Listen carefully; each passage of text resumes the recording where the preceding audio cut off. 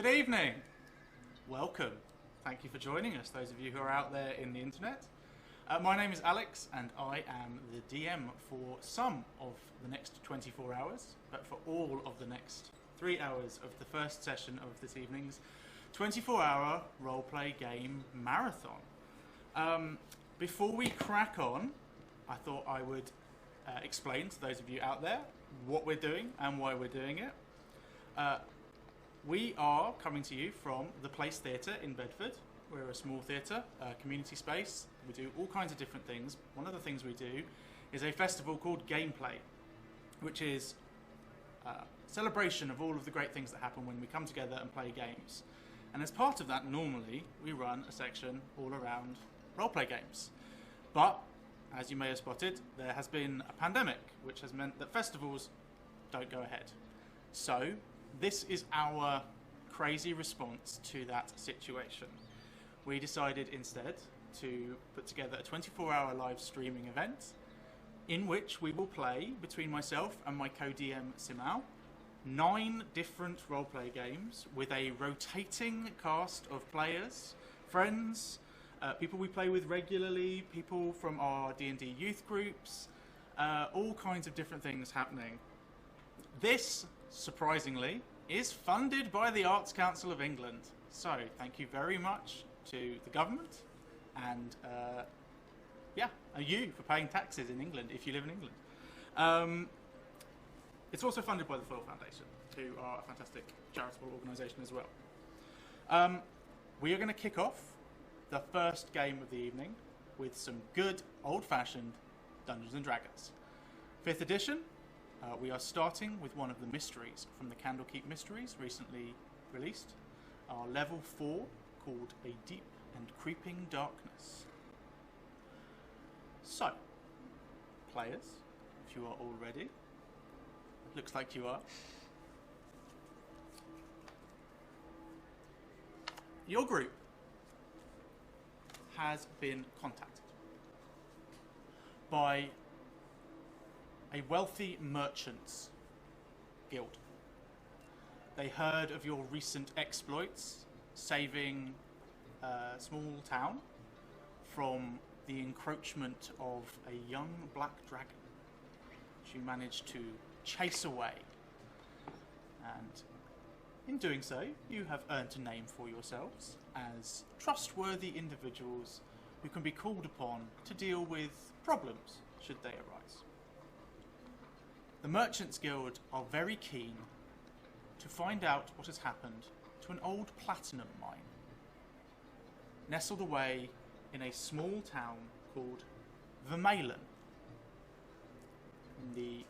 nestled in the mountains. It was shut, or abandoned, ceased production at least, about 70 years ago. And being the kinds of people who want to make a little bit of extra coin,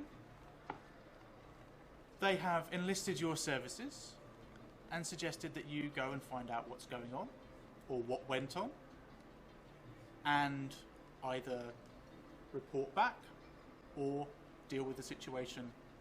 They don't know what the situation is. Not much is clear about the fate of Vermalen.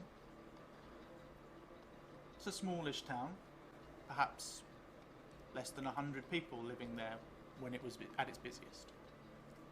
But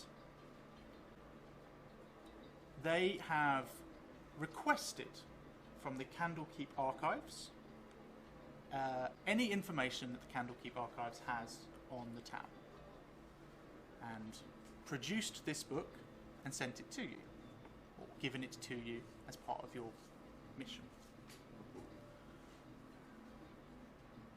The book itself is a slim volume. Small, dark, black, leather-bound book. It appears to be handwritten, and here and there are small splotches which indicate that whoever wrote this didn't have a particularly good pen. The words inside it are pretty basic, but it tells a tale. tale of a small village that underwent a tragedy. The book is handed off to you, and you are recommended by the guildmaster to head north from where you are to the nearby town of Marin. Marin is the last town on the rolling hills before the road heads up into the mountains and to the mine at Vermela. You are instructed, head to Marin. Should there be any who had originally lived in Vermela, you may find them there. They may be able to add to the story. Otherwise, deal with it as you see fit. Find out if the mine can be reopened, return to us, and you will be amply rewarded for your time. So, party. You have a few days' travel over the roads ahead of you to get yourselves to the town of Marin. During that time, you have the opportunity to peruse the book and find out more. But first of all, it's time to introduce yourselves. So, starting to my right, after you. I'm playing a half-elf rogue called Ness. I probably should have introduced myself first. I'm Holly. So Ness is a rogue. She's the mastermind subclass, and she's the charlatan backstory. So a bit of a shady character who has been currently on her best behaviour because it pays better for now. Yeah. Hi, I'm Lewis, and I will be playing the Kobold Cleric Crack. Yes.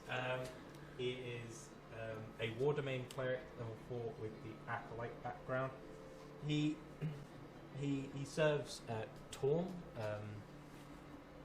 He does have a temple, but he's more like an adventuring type person. So he's rarely at home. He's a bit excitable with because he just loves adventuring, but he's well-meaning with all of that. He wears chainmail armor and more of a skirt type deal because draconic legs don't work with trousers, and has vestments down here. He wields a warhammer and just is living life. Okay, I'm James, and I am the warlock Elberus Budin.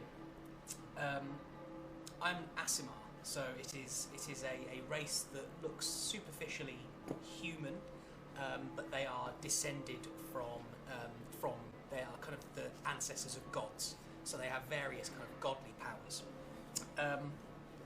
For a couple of thousand years, Elberus was a chef in the D&D Pantheon's version of Heaven, Mount Celestia. But getting bored of the humdrum of cooking fine and holy food, he's decided to go on a journey down into Faerun to discover some new flavours and generally do good. He is a good egg, but he's looking. He is being his patron, so the one that gives him his magic powers is a silver dragon, a huge, intelligent dragon who gives him his powers. And with that, he can cast spells and the like. He wears kind of fine leather boots, a kind of a dark kind of calfskin waistcoat with immaculately cropped hair. Every part of him is immaculate, without a shred of dirt. Hello, I am Caroline. I will be playing Dune Tay Shalfa, who is a half-orc, a wizard who recently graduated from the School of Abjuration Magic.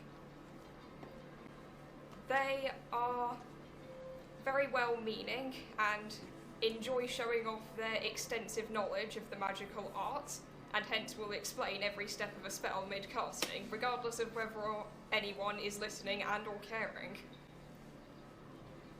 They are clad in quite obviously fine robes that are also quite obviously a bit too small for them, but they wear them with pride anyway. Hi, I'm Ethan, and I'm going to be playing Gutaka Bushybeard Kalagaza. I am a Goliath paladin. I grew up in the Star Mountains, to a small Goliath tribe. However, I decided that life wasn't for me. I fled into the Elvish woods. My character doesn't know what they're called, but there were elves in them. And while there, picked up a nature kind of vibe. And during this, as his paladin powers manifested, he earned his nickname, Bushybeard. A bush physically sprung from his face, which he does not trim. In fact, you would think he would live in spite of our warlock over there. He wears chainmail, 7'8", wields a nasty sort of barbed shield, and like his favorite like family longsword.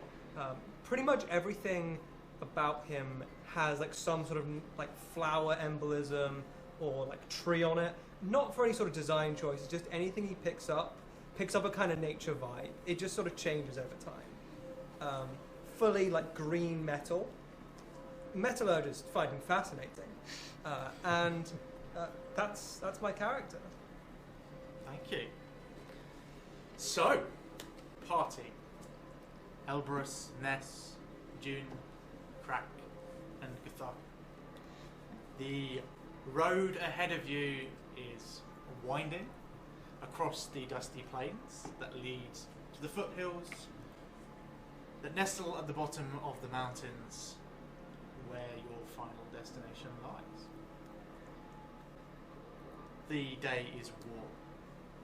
It's late autumn, heading towards winter, but still a little heat in the air and a little haze and dust on the road as the carriage that you have been given to make your trek wends its way along. What, if anything, would your conversations turn to as you are travelling along, heading for the small city of Mary? So we are in an enclosed carriage, you say? Okay. How big is the carriage? Big enough for all of you to be able to travel on it or in it, but not necessarily all of you to fit within inside it. I mean, he's 7'8", so he's probably going to have a hard 7'8", time. 380 pounds. Yikes. So this conversation is with your head, just craning out the side. Yeah. I'm probably sitting at the driver's seat or beside the driver's seat of the carriage, still reading through the tome that we were given about the tragedy, trying to see if there's anything I might have missed from my first read through. Cool. Roll me first roll of the game, everybody. Hey. Roll me an investigation check, please. 16. Hey. Pretty solid. Pretty solid. Pretty solid, yeah. Pretty solid. Now that you're underway and provisions have been bought and the mission is on foot, let's say, you have a little more time to spend going through the book. The story itself tells of a mountain village whose residents seem to disappear over the course of several months. It's not a full narrative. It seems to be rather a set of sort of short vignette stories, each of which for a moment focuses on a single character who then disappears. But it seems as though going through this story has been collected, or these stories have been collected from witnesses, people who were there in the village at the time. Some of them are survivors or family members. Some of them are travelling merchants. And here and there, short snippets tell of kind of rumour and hearsay from nearby settlements of what they heard about what went on. From a cursory glance, with your background as a wizard and a reader of books, you can't really tell whether the book itself is fictional, folklore, or testimony and history. It seems factual, but the way it's written make it overly dramatic. What you pick up from the book is that Vermalen, the village that you are headed to, was established around the Platinum Vein in the mountainside, built to be a mining town, and was a booming business for many decades, bringing out the raw ore and refined metal. The area itself is rough, the terrain inhospitable, the climate prone to change, sudden change. So the village never grew very large, and being the terminus of the road, people only went there if they needed to go to the mine.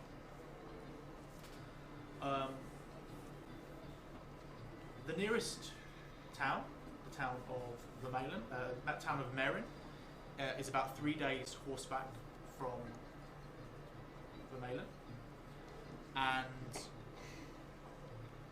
the path is, or was, suitable for carts at the time, but it's 70 years, so who knows now. The book names a number of inhabitants.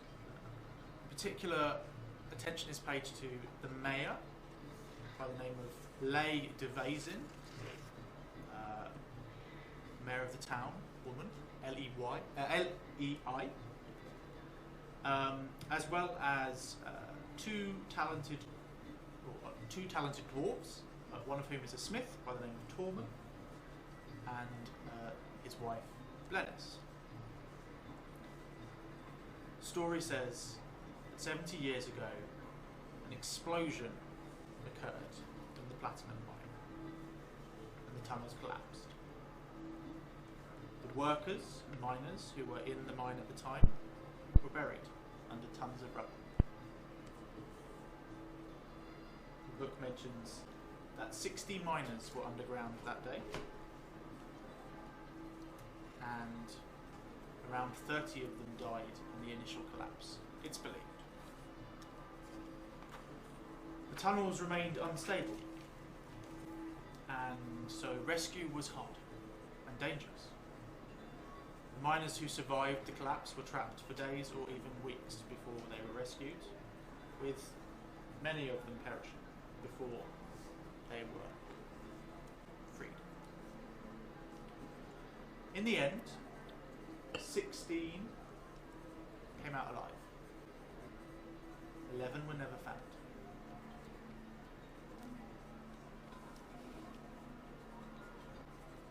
Following that, another horror seems to plague the village. People begin to disappear. At first, the survivors, but not all at once. Perhaps one or two might vanish of an evening. Then maybe a 10-day would pass before one or two would disappear. The unexplained disappearances terrified what was left of the town and the remaining miners. All the survivors either disappeared or fled. And after that, other villagers began to disappear. Those who had not been caught up in the original disaster. The villagers seemed to protect themselves. They would sleep with weapons or magic around them. They would take shifts on watch. But to no avail. Nothing seemed to change. Still, people went missing. Even travelling in groups didn't seem to help. Companion might vanish whilst briefly out of sight. Eventually, there was no one willing to keep the mine open. And the disappearances led to fears that the village itself may be cursed. Merchants stopped travelling. Even what little foot traffic to the town dried up. The story Patchwork claims the village still exists, although it doesn't speculate whether anyone still lives there. At the end of the book, in a flourishing copperplate hand, similar to that of the rest of the novel, the author themselves speculates over the decline of the village and muses about the fate of the inhabitants. They suggest in the book that perhaps adventurers should be hired to see if anything remains, particularly of the platinum ore within the mine.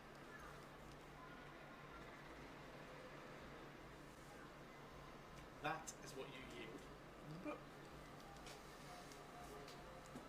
As I read the final page recommending hiring adventurers, it takes them a moment, but June goes, "Oh, right, that's us." Ness will elbow them and say, "So, what do you reckon then? Come on, you're the learned one. I think ghosts. Anyone else? What does anyone else think?" Could you please steer the carriage a bit to the left? The branches are hitting me in the head. Please. Do we have a driver, or is one of us driving? I think your carriage comes with a driver. I'm so sorry. Yes. Yes, sir. Thank you. Whoa! This way. Maybe you should sit towards the middle of the carriage, Yeah, friend. that would be better. All right. Yeah. Well, what's the conclusion? What are we doing? Well, it seems there was a big explosion in the mines. There were 60 down there, only 16 pulled out alive. Some were down there for weeks. And then they started disappearing. The 16 that survived first, then the rest of them ran away, and then other people started disappearing despite them taking precautions. See, ghosts. The ones in the mine died, and the rest then their spirits came back. I admittedly don't know much about those, but it's a solid theory. Could have been something that was in the mine in the first place. Yeah. We should watch our backs for that. Also, it mentions that the tunnels are still unstable. So, let's try not to seal ourselves in there while we're at it. Well, that's reassuring. I'd say that we maybe shouldn't draw too many conclusions before we've seen it. I would agree with you, my fine friend. It seems likely there is something unnatural. But without seeing this place, we would do well to prepare ourselves for anything, rather than expecting a certain outcome. It does say the village still exists. Might not anymore, it's been 70 years. May not be anyone living there. But we did get a few names. Apparently they might be around this town we're heading to. Because it was nearby. I mean, well, that's good, isn't it? Maybe we can ask them what happened, get a bit more of an accurate version of this story. As they say accurate, they look at the book with both interest and slight distaste at the obvious exaggerations. Well, it seems that it doesn't necessarily say much about the mayor, but it's possible that the dwarf smith and his wife may still live. It is certainly within dwarves to live for long periods of time. I would not want to speculate as to the mayor. Now, please, my leafy friend, if you could just... Yeah, you see, you thought Foot like coughs up a bunch of bugs. I knew there was something in those trees. Sorry, my voice was a bit strange. Oh. Come on, you got the guy dirty. You Yes. cough at bugs on me. just coughs up bugs everywhere, and then just like, my bad, just it picks them up and just eats them again. I do not know where to put them. They need to go somewhere.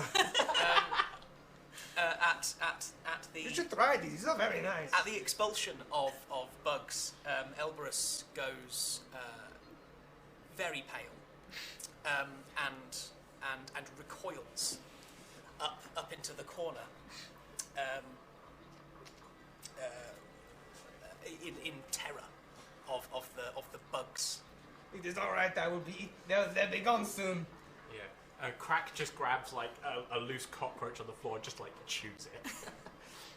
Look, it is a feast. You should try these sometimes. Just like bacon. They are pretty good. Elberus pulls out a very fine white handkerchief with gold thread around its edges and holds it up to his nose and covers his mouth. And there is, and the other hand kind of goes up to kind of shield the face. He is quite clearly terrified. It is my bad. I'm sorry if I made you uncomfortable. Just still chomping on bugs. I'm almost done now. Try to get them back in. I'm trying, but they are moving very fast. Roll an animal handling check. Sure. Can I feel like if I I'm want to being give him the perfectly help honest, action. Can I'll roll with help action, but I feel like I should roll at disadvantage because I'm 7 for 8, and we all seem to be in the carriage at the same time, I right? thought you were riding on the back. So So it'd be a flat I feel roll. like I'm about to be expelled from the carriage. Wouldn't it be a flat roll because I'm giving you the help action? Oh, that's actually Yeah, a good point. Just a single roll. So I get 7 total. Brilliant. You manage to like pull a few together. You go out to reach for one of them, and at that moment, like that's the one that Crack pulls out, grabs, and like munches on. And you sort of seem to be pulling a few of them together. You do spot as you're looking up, kind of like chomping away on them. One of them seems to be crawling up the woodwork on the side of the door. And unbeknownst to you, but very, very clearly to Elberus, there is just a single beetle just in his beard, just like kind of wrapped up, and it looks like they're kind of nestling in and creating a little bed in his beard. Just gonna like this is the best I can do, to be honest. So what were we saying? We were doing, well, apart from our friend here, we were doing some speculating. What do you think is going on in this town? I don't know. Ness reckons ghosts. I'm gonna be very honest with you. I have no idea. I'm going to be totally honest. We know I can hit things well and I can get hit quite a lot, but when it comes to having thoughts and ideas about things, I have no delusions. I'll be honest, I don't know why I asked, but Ness sort of That is a bit rude. pats him on the shoulder and just sort of. That's going to be quite a reach, don't you think? Oh, I was assuming he'd sort of come in and sort of like, you know. Yeah, no, leaning I'm in. sort of like fetal possession on the floor at this point.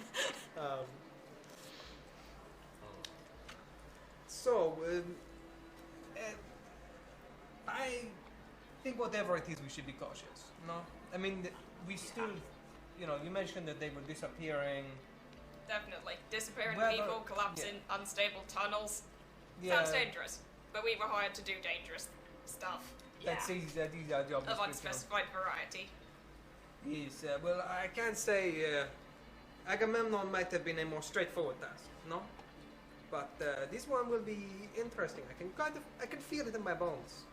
I can feel it in the twigs. I sort of like brush my beard a bit and like feel the beard. Ah, new friend. Yes, I was gonna like say, but like you got something there. No, it is a friend. A snack for later, no? Yeah. So, I think that we should still be sticking together. I mean, people were disappearing, but they never disappeared in front of someone's eyes. You know, disappeared when they went around the corner or when they turned their back. But if we stick together as best we can, if we don't send, you know, someone ahead, you know, you always disappear. I know it's your thing. I know it's your thing, but you know, you're very good at stuff. Way better than anyone else here. But the problem I mean, is, like just let us know where you're going. just let us know where you're going. No. Fine, of course. If we're going to vanish, we all need to vanish together as a unit. As a unit, I'm famously good at stuff. The wagon continues its way across the landscape. You travel for the rest of the day and overnight.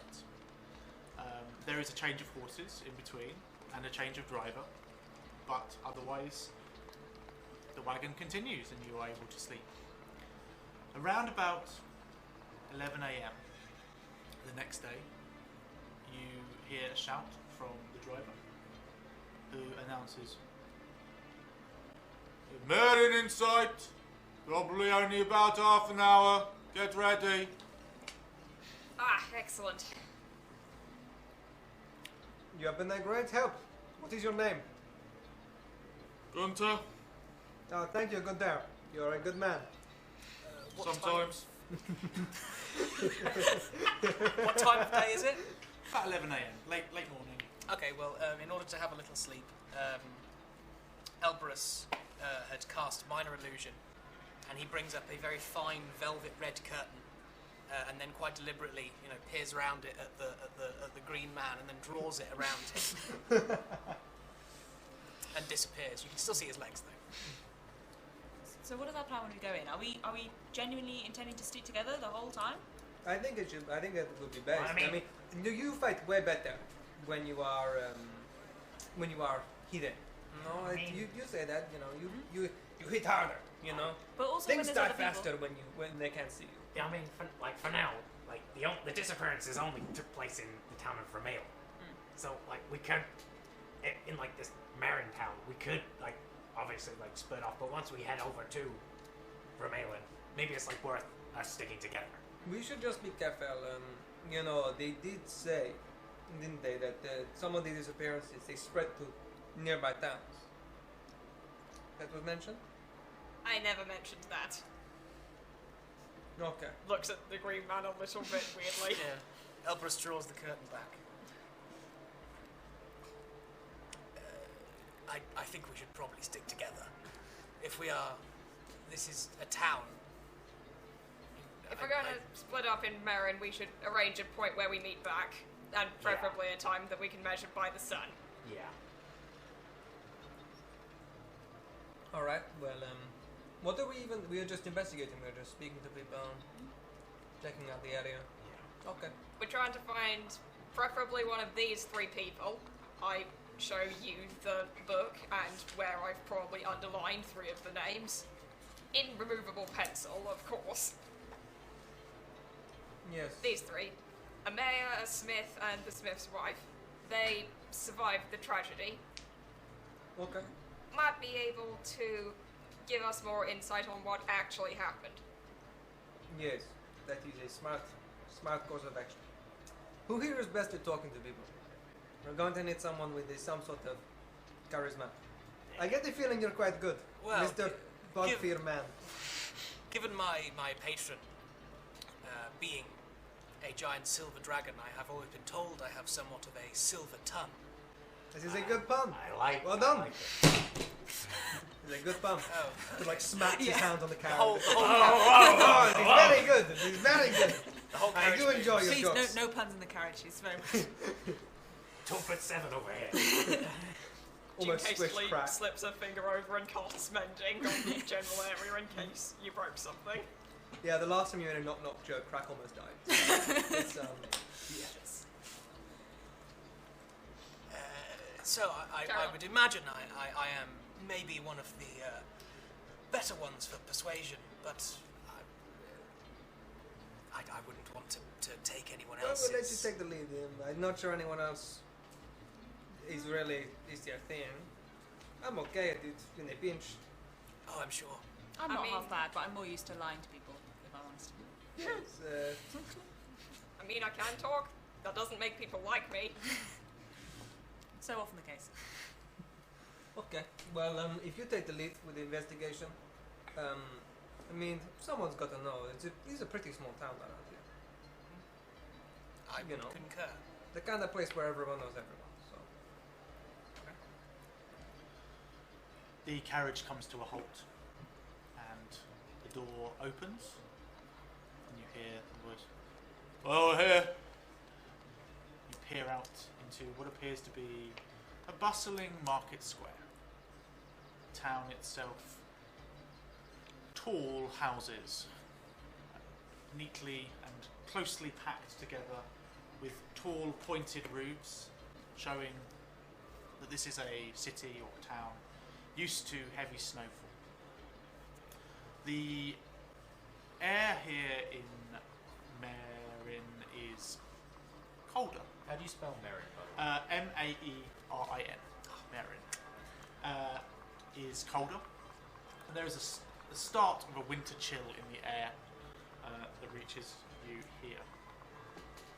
As you look out across the town square, you can see a bustling covered market with temporary stalls and here and there what looks like slightly more permanent stalls, all around which stand these tall 3-4 story tall buildings with the big pointy pitched roofs. Doesn't seem to be a particularly big town, probably not quite big enough to be called a city, but bustling.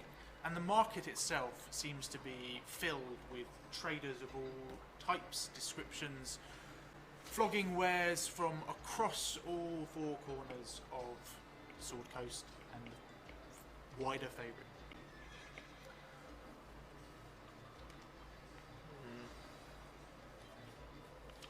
Well, where do we start?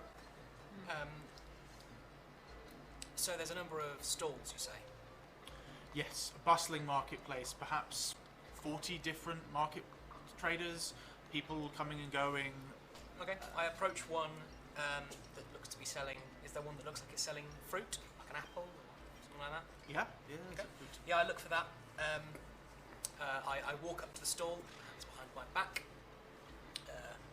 gaze, pull out a set of fine silk gloves, pick up an apple, and then upon the apple I will cast Prestidigitation, which allows me to remove dirt from in a foot square, and I appraise this apple at arm's length, and then a little kind of like I imagine it looks a bit like in those Tesla globes with the kind of arcing electricity, this kind of pale white just flashes over it, and then I turn to the storekeeper. Hail, shopkeep. You're going to buy that? I was planning on it. You touched it, you have to buy it. Indeed. That tends to be how transactions work. What do you know? What's your going rate for an apple normally? What are you talking about? How much? 2 copper. 2 copper. Are you sure? Oh, fine. I pull out 2 copper and hand it to, and the copper I have is immaculate. And I imagine he holds his hand out. He watches this small, grubby, gnomish hand, like 2.5 fingers missing, comes out. I very high drop the coins into his palm, and then put my other hand behind my back again. Hail, my good man. Where is it exactly that one might slake their thirst or find out what's going on around here? Well, if it's drink you're after, I recommend you head to the Bored Weasel. It's a good pub. If you want to find stuff out, depends what you're looking for, really. Oh, just someone who might know, a historian, say, or someone who might know something about the local area. You know, I'm aware that there is a number of settlements around here. Look, a guide, perhaps. God. Well, she sort of scratches his belly. I take 2 steps back. You're going to want one of the locals then. Yeah. Best bet is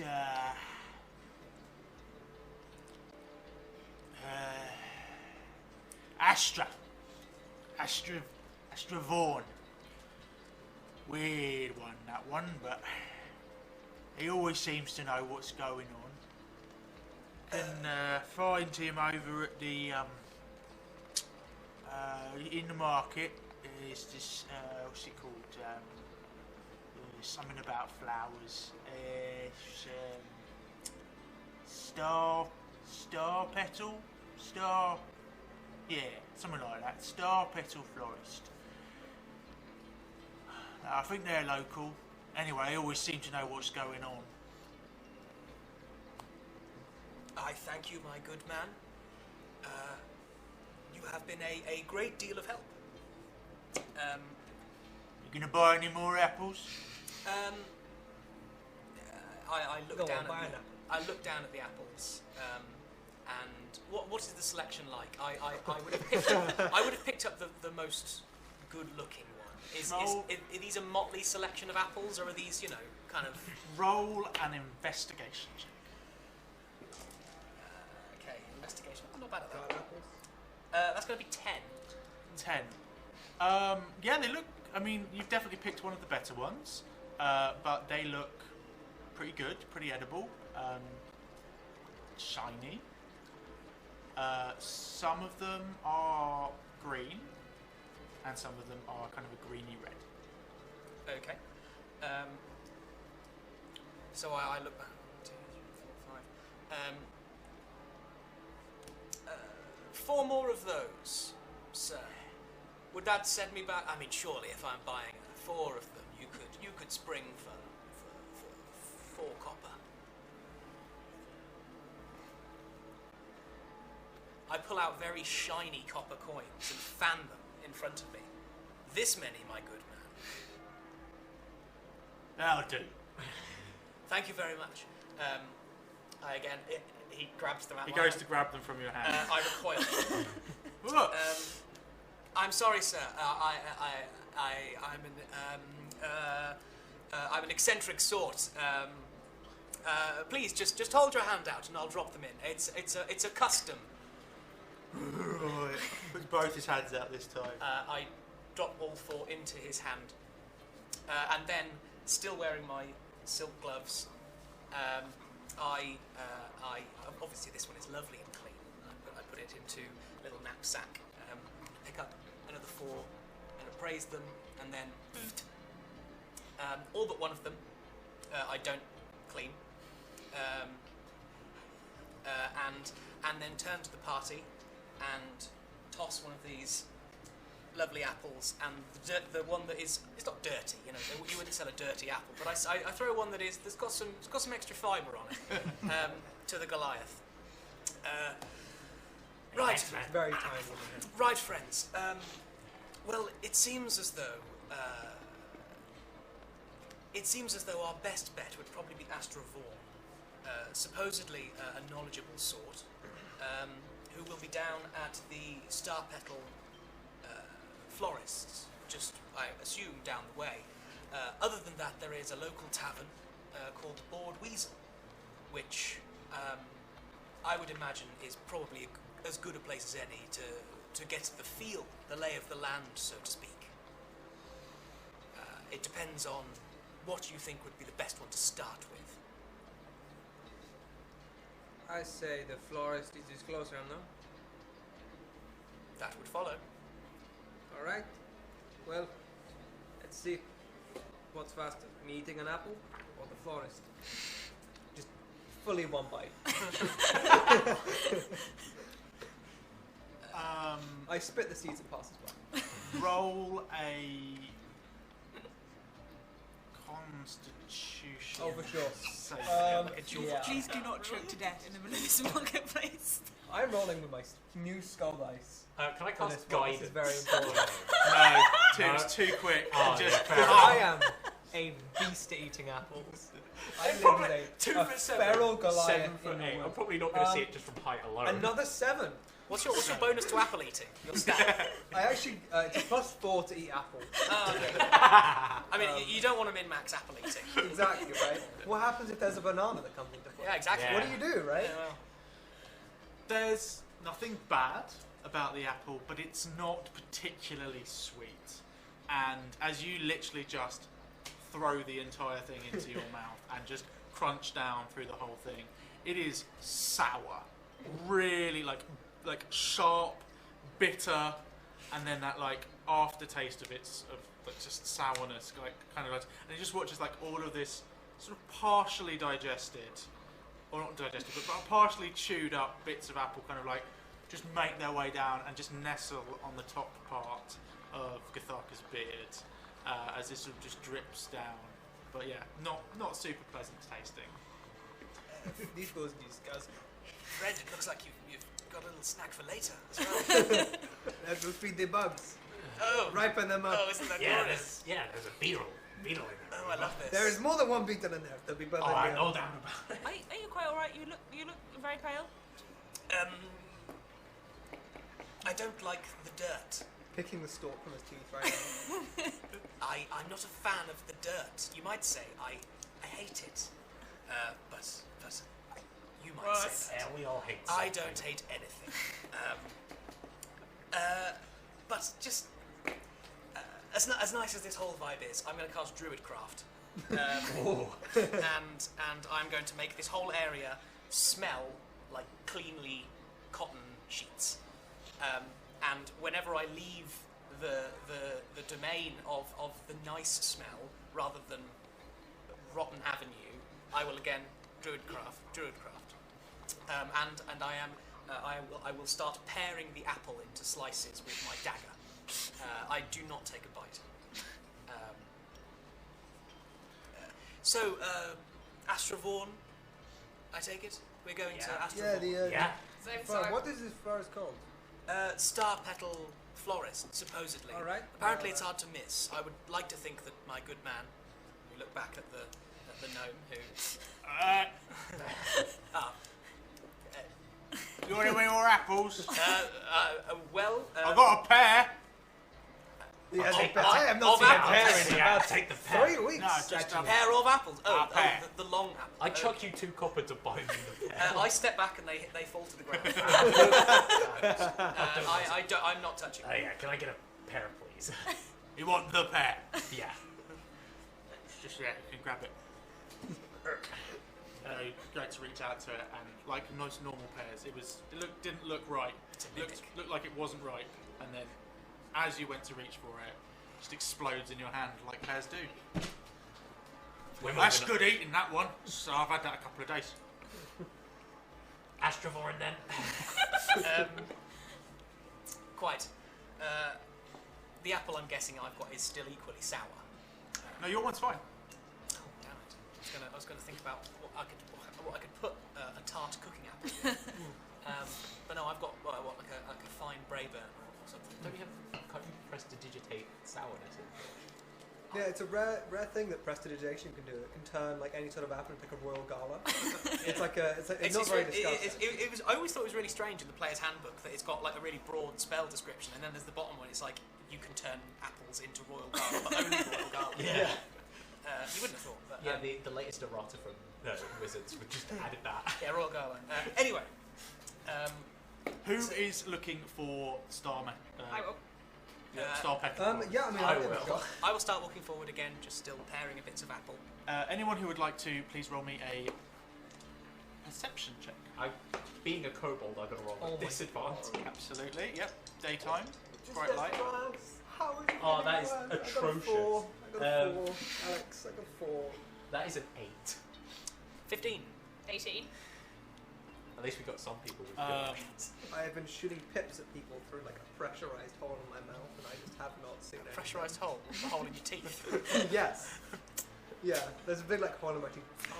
As your companions busy themselves with the banter of day to day, with your slightly taller physique, you peer out across kind of and hone in quite quickly, just a few hundred yards away, around the corner of the next to the main square fountain, which is currently turned off. There is this big display. You can see what appears to be a large pot plant, almost like a large tree that seems to be growing. and the gentle aroma of perfume, petals, flower wafts on the breeze across the marketplace in your direction.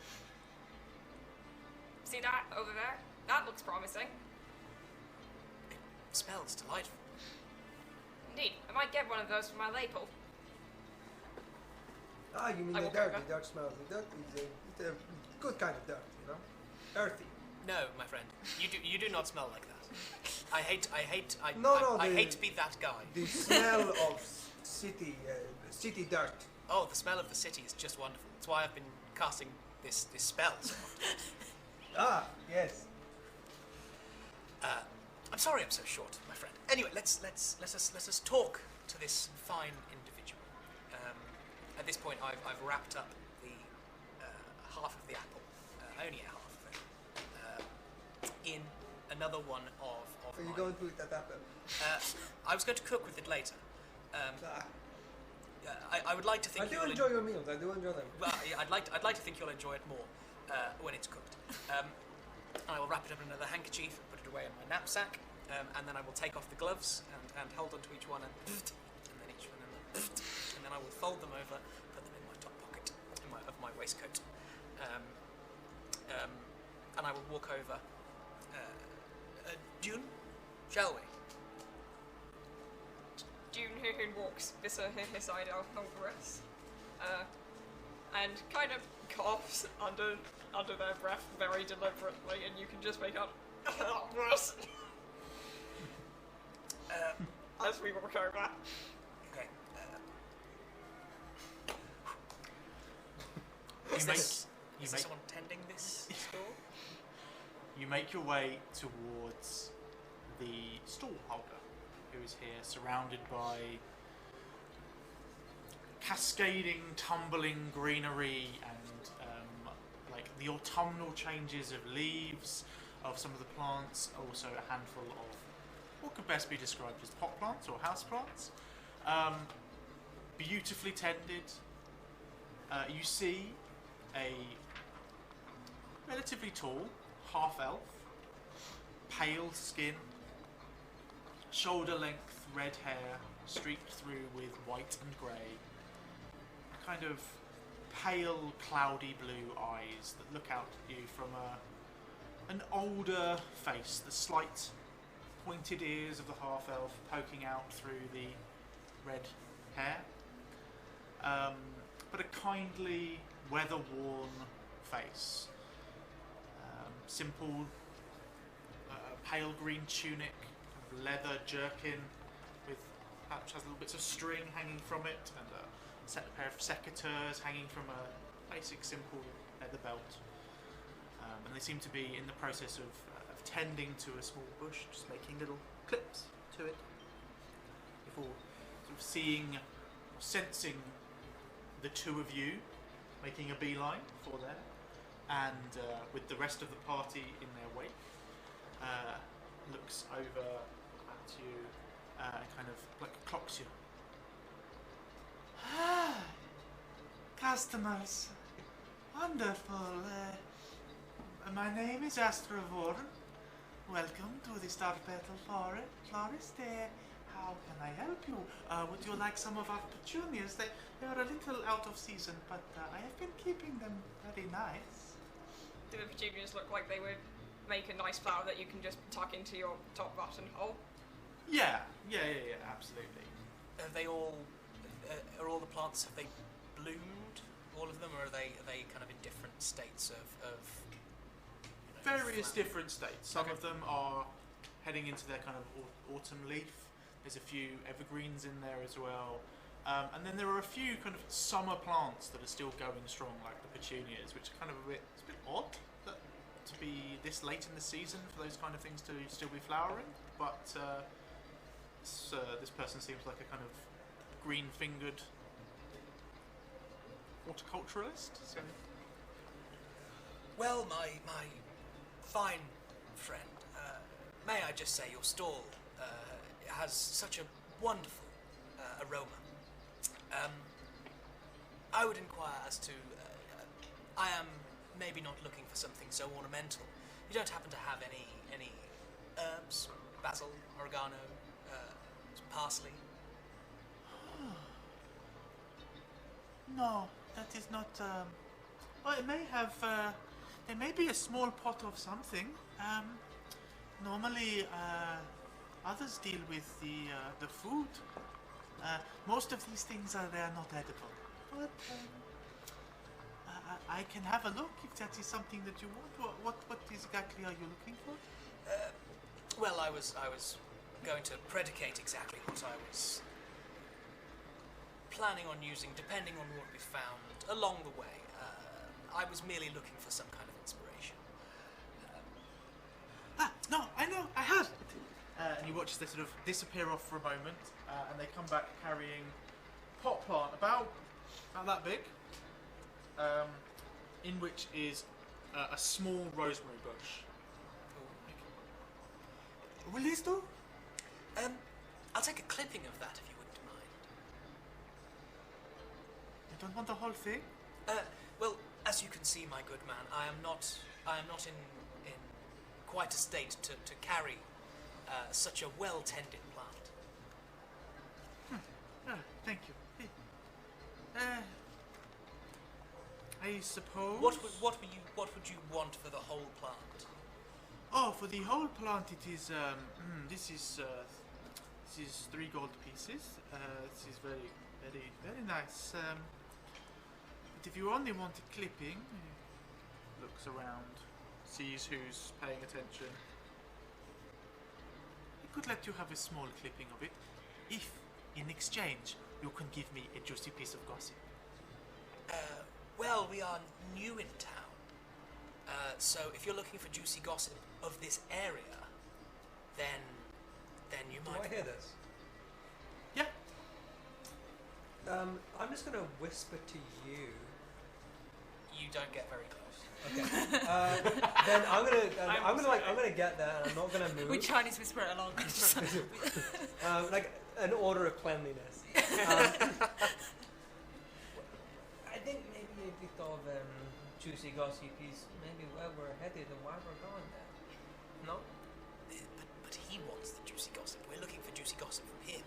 I was thinking people tend to be a lot more talkative when you give them money. That a rich platinum mine is opening nearby at some point. That's a pretty juicy bit of gossip. The platinum mine is opening nearby. Oh yes, the man we're going to, If we right? succeed. If we succeed. If we succeed, no? That is a Okay, pretty well, juicy bit of gossip. what little we know of this region, I came to you for multiple reasons. Mainly, and most importantly, if I'm honest, I look around, is I cannot imagine cooking something without at least some flavour. Heart attack is as though Asmodeus himself had fashioned food. But also, we were under the impression that you are an individual that might be able to help us as well. So perhaps we can make some sort of trade of information. We understand that you might know something about Vermeulen. Oh. Huh. That is a name I have not heard for a long time. Eh? Not so many people asking about the village anymore. I know a little, although it has been a long time since I left. I was still a child, really. But yes, what is it you seek? Well, we are looking to just learn more about the area, about the. We understand there was a tragedy, a horrific tragedy that occurred there, and well, I suppose this would be our gossip is. We have it on very good authority that there is a number of interested parties that are looking to reopen that platinum mine. This is juicy gossip. Do Well, you know who? I think it was just the guild, right? Wealthy Merchants Guild. Just to work The wealthy merchant. Yes, John. I know that one well. Please, can the Wealthy Merchants Guild be canonically known as Wealthy Merchants Guild? Yeah, yes, Wung. Yes. WMG. Yes, I'm sure you've heard of Wung. I am aware of some of their. Yes, that is. This is interesting news. I can be of little assistance, I hope. As I say, my memory is a little cloudy. I was very young. I must have been 8, 7. No, it was the year after. So no, that was later. It's around 8, I think. So I don't remember a huge amount, but I can remember my parents and the adults around. They were talking often in hushed whispers. There was something that happened, a disaster of some kind in the mine, and then I remember that the people went missing. I think that's what happened. We were lucky. We fled. I remember around that time we left because my mother, she started to experience nightmares. There were these she would wake up in the middle of the night and she would be sweating and she would be shouting. So we could only put up for that so long. And then Did they stop once you left? oh, I think so. And did the disappearances start after the collapse? To the best of your memory. I do not really remember the disappearance. I was very young. No, that is fair enough. Also, I've been looking to kit out my treasure. I'd be willing to pay you 5 gold pieces for a collection of fine, colorful clippings that I can put in here. These? What? This? Yes. This is a commission. One moment. And you watch as he sort of heads over to a side bit and pulls out a bit of parchment paper and a quill. Like licks the quill, dips it in some ink, and you watch as he starts to make notes. And at first it looks like you think he's writing stuff down, and then you realise he's doing a little sketch of your beard.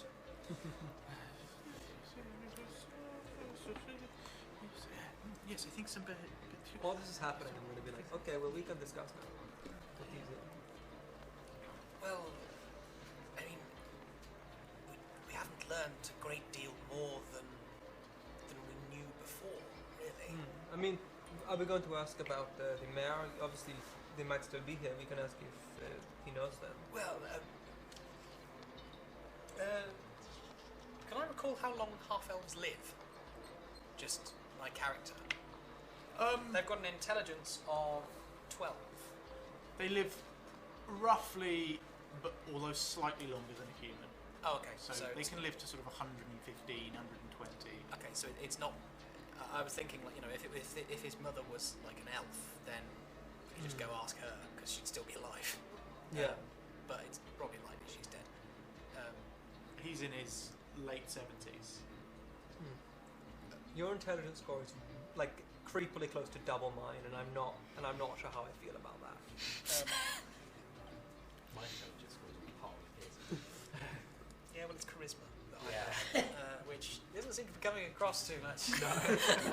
I feel like charisma in a particular setting, fantastic and charismatic. In this setting, Just Setting with 2.5 fingered apple gnomes. yeah, like Not great use. when we get out on the road, it's fine. Things don't want to hug you on the road or shake your hand. That's great. I think this is useful information. Though we've got a new But symptom of the absolutely. problem, as it were. That if That they have any of us start experiencing nightmares, then we know. Yeah. Definitely We need to points get to out of it. something Yeah, I did hear supernatural. natural things don't normally cause that kind of thing. No. I'm going to linger back by Astroform's table, wait for him to be done sketching the beard It's in a world of its own. If you want, you know, for he's about 30 seconds before I start getting irritated. sketching the beard, and then you see he's starting to draw like little petals and looking around it and stuff. Excuse me. Also, yes.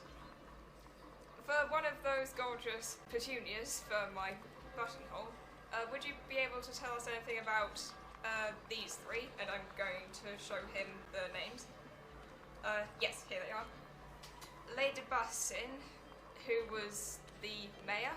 Yes, she that was the village? mayor at the time. Is she still alive? Do not know. She would be very old if she was, but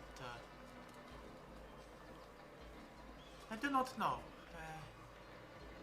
I do not think she came to the town. I think perhaps she stayed behind. Ah, alright. And also a couple, Tormin and Vess, both dwarves. Ah, I remember them. Yes, they were very talented. Tormin, he was a blacksmith. He would make fantastic little objects out of metal. In particular, he used to make things from the platinum mine. It was beautiful little things. They left also the village. They lived here in Merin for a while, but eventually they moved on. It is not really a very good town for a blacksmith and someone skilled like that, especially when the platinum was not around. They headed away, last I heard.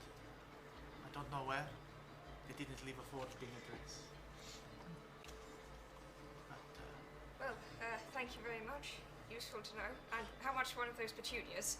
oh, this just a single silver for this. This is one of my most beautiful ones. It is a couple of months past its best, but I have managed to keep it clinging to life. I must say, it does look pretty good. Yes. I pass over the piece of silver, take the petunia, and just suggestively hold it between two fingers towards Elberus, like, do the thing. Oh, I. Go on, do the thing. Please would have been nice, but there you go, my friend. Gorgeous. You're really stressing friend there. I get the Not an feeling that this acknowledgement. is the sarcasm thing you told me about yesterday. Me, sarcastic, never. As he sort of hands the thing over to you, he looks at you and says,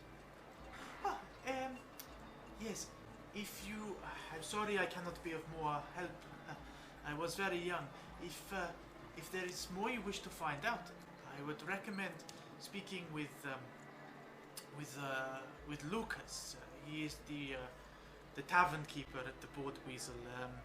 He also lived in the town, but he was there as an adult. He is also very old now, but he is still clinging on. I'm not so sure how much more he will be able to tell you, but he's one of the few last living survivors from the Melon, from the long ago. So,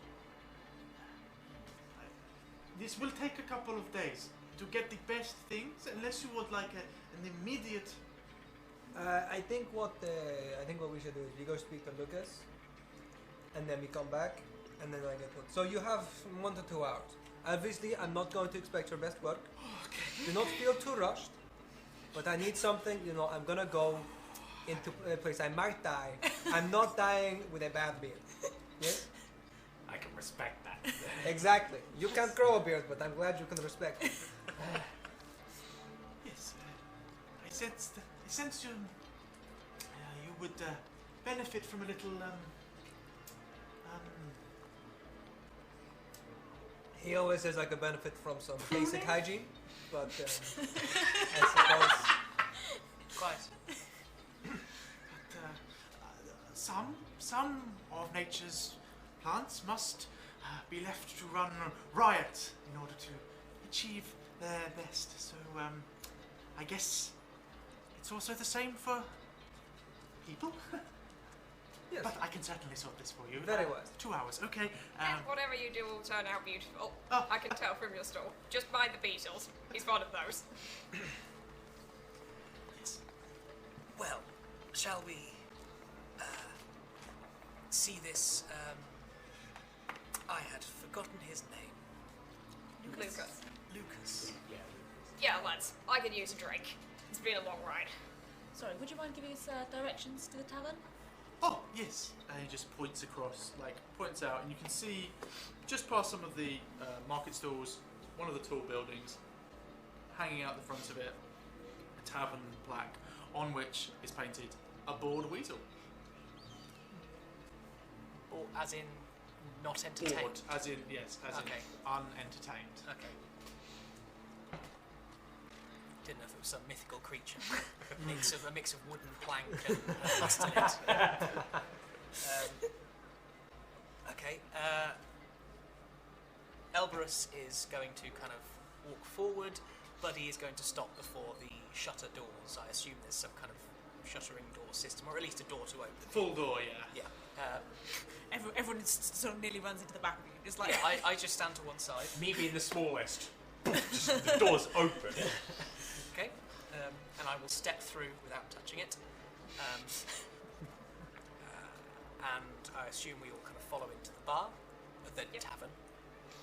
Warm, lit by candlelight, lit by some little small, simple magic lights, roaring fire in the corner, a handful of patrons dotted around what is otherwise a fairly simple wooden tavern or inn.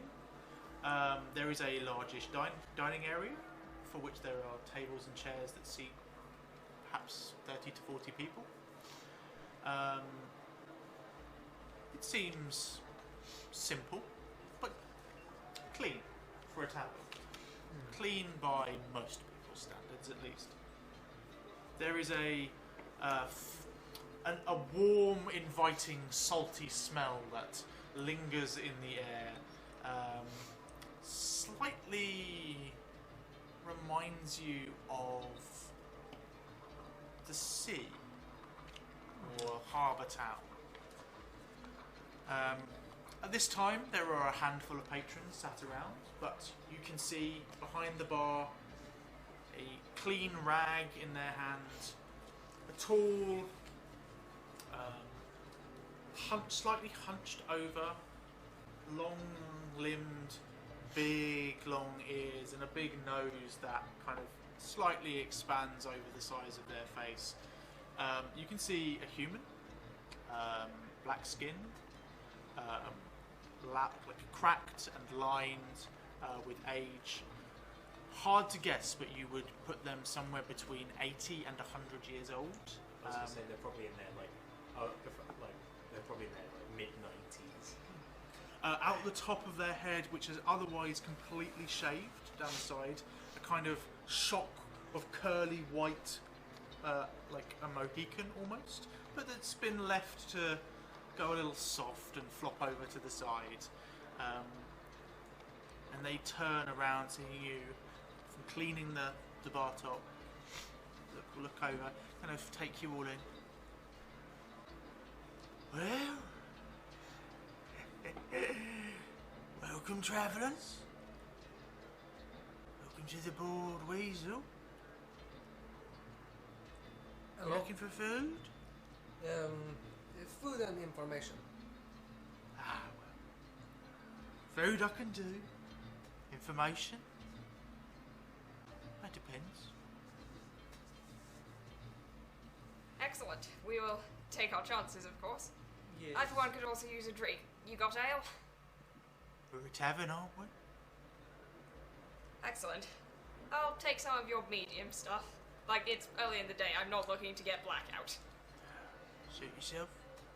I will also have whatever they have. Do you have any fertilizer in stock, or do I need to go somewhere else for that? Some what? Some fertilizer, you know. Ah. It's like a compact version of soy, you know. I just You see, my friend, there's a building, a little wooden shack wrong with it? outside. It's got a moon in the door. Just Uh, If you just dip your face in there, it's got a permanent supply of fertilizer. Oh, really? Yes. It's just an amazing life hack. I don't know, why do people not use this more often?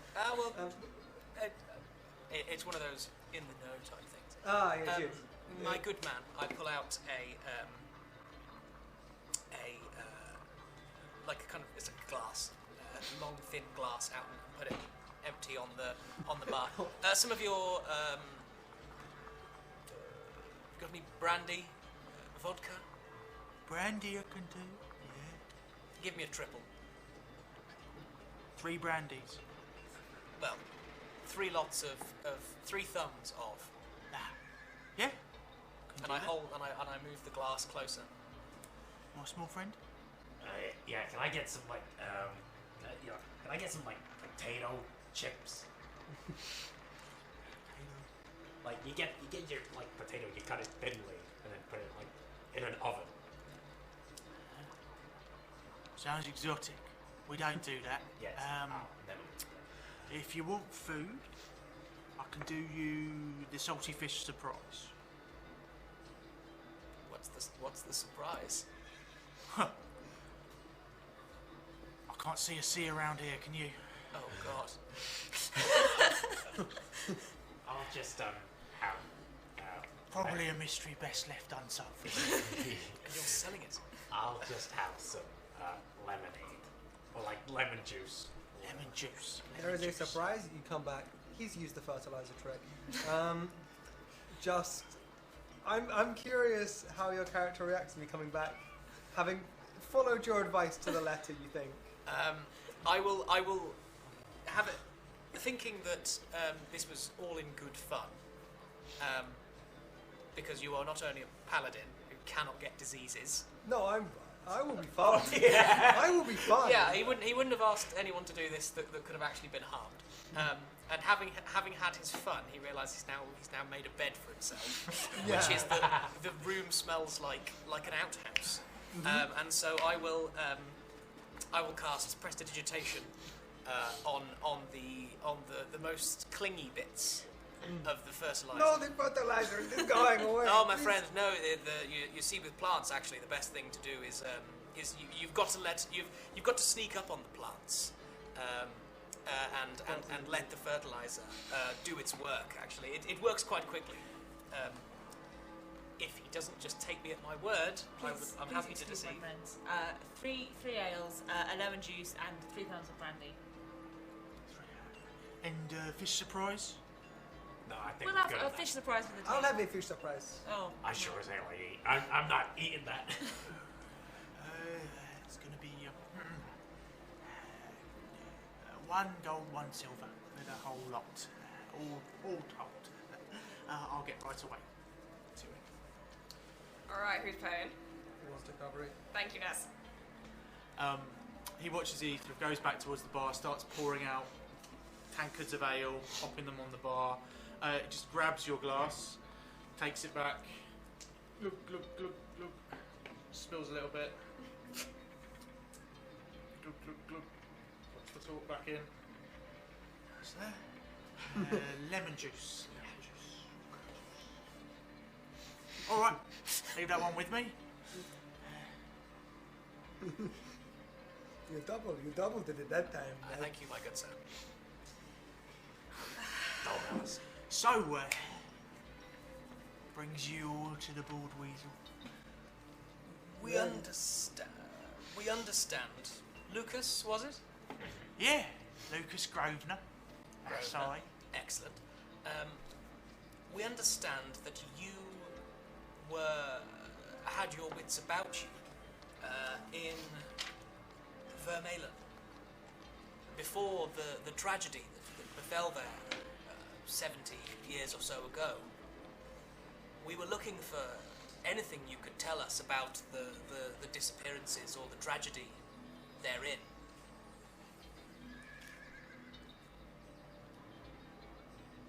Yeah, I was there.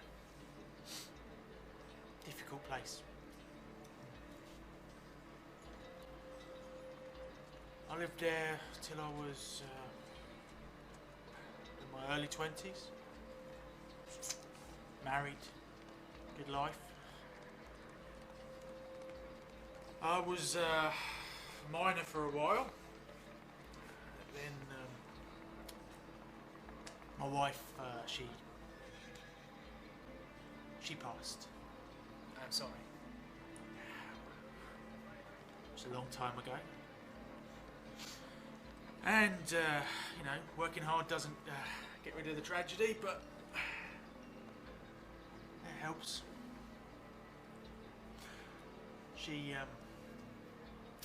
died in the mining accident. I stayed for a little while, but then I left. Last I heard, it was a bit weird up there. People disappearing. Was the disappearance, was there something supernatural about it? Don't know, I wasn't there. But, those that left after me came down here, started new lives for themselves. They said it was a bit creepy. Oh no. They all talked about these nightmares they were having. Seemed like it wasn't a very friendly place to be anymore. That's why so many of us left. I haven't heard that name in ages. Why are you strangers wandering into my bar asking about Vermalen? We're trying to figure out what actually happened there. No one seems to know. Oh, you and me both. You and me both. We have some scholars with us, and we are interested in the history of the region. Oh, you're the scholar, are you? Yeah, that would be me. I could tell because you've got a book. I know. They can Looks read. Routledge book. If you don't mind me asking, do you remember before the incident in the mine? Was there anything? Did you work down there for a long time? Do you remember anything odd that happened before the accident? Were those kind of sort of cave-ins common? No. I mean, every so often there would be a little rumble or a crumble. You know, mining's not a safe job. But, it's a long time ago. I don't really remember there being anything unusual or out of the ordinary. Just, sudden collapse. All the weird stuff, that started happening after the collapse. That's when I left. But before...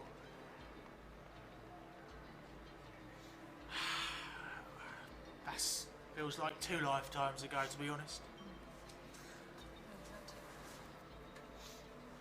Was there anyone there that it was presumably just a natural incident in the mine? There was nobody to blame, as it were? No. One of those things? Not that I know of. I mean, obviously I've blamed all kinds of people over the years. Blamed Lorna for taking that shift that day. Blamed myself for not being in the mine. Blamed the mayor. She did everything she could. But, in the end, you can't live a life of blame. You just gotta get on with shit. No, well, thank you for speaking to us. I'm aware it must be an upsetting period of your life to think about. Well, when you reach my age, everything's upsetting. Tell me about it. Alright. I've got this right here, carrying barrels. And I've got this varicose veins on my legs. I tell you, I'm more varicose than leg these days. I'll get you stew! Steps away from the table for a moment and heads back to the kitchen. Do we think we have everything we need? I don't think that there's a great deal more that we... Yeah, I mean, to be honest, I wouldn't say we have everything we need. But we might have everything we Yeah, can get. it would be very nice if there was a An encyclopedia. Yes, some kind of, you know, That's the longest like one I a know. map. Did you know that? A map, oh, Encyclopedia. Could I roll a flat intelligence check to see if I know of anything that causes nightmares? Yeah. Another 16. There are a few creatures and things out there that prey on the mental state of humans. Some of them hail from the deep and dark depths of the Nine Hells and from the demonic abyss.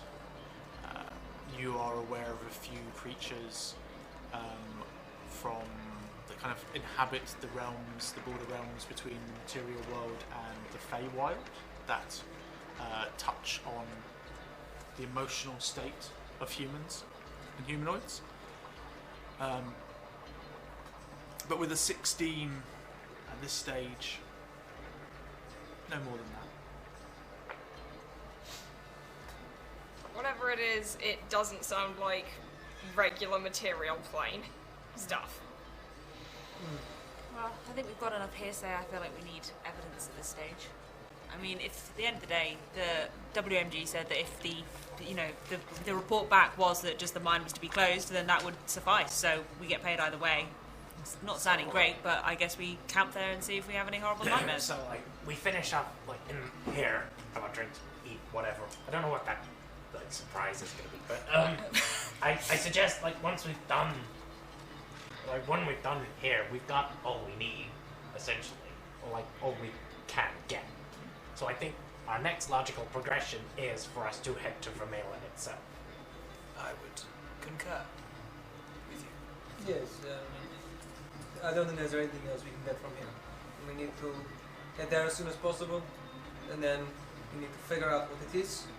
And if we cannot, probably advise that it doesn't talk. We find a new spot to mine button. You watch as Lucas makes his way back to the table carrying 2 steaming bowls of soup, one of which he puts down in front of you, the other of which he kind of gestures around looking to see who wants to take it. And when no one... After If a no- slight obviously hesitation, I put out my hand to take it and quickly transfer it to a table because it's hot. Yeah. Before he does so, he kind of reaches back. Oh, hang on. I shouldn't have put it in my back pocket. Do you want help with that, sir? Yeah, Oh, I can no, get I got it, I got it. if you want. Oh, And he pulls out a folded scrap of parchment, which he hands over to you. He says, it's a little bit hazy. It's drawn from memory, but that's what Vermeulen looks like. God's bless you. Thank you. I'll just sketch it out for you. If you're going to head there, do me a favour. Place some flowers on Lorna's grave for me. we can do that. Of course. Of course. Yeah, will do, buddy. Also, in the middle of the village there's a hollow tree. If you reach in there, you should find, I hope. Who knows? It's been so long. I placed her old necklace there. Seemed like the right thing to do at the time.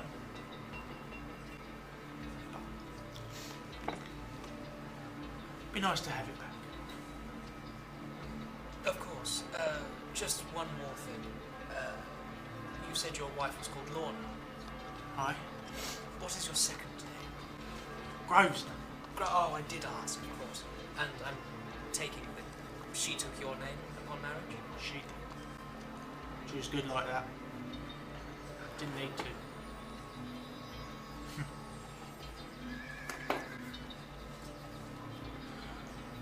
Are Well, there any particular flowers that Lona liked?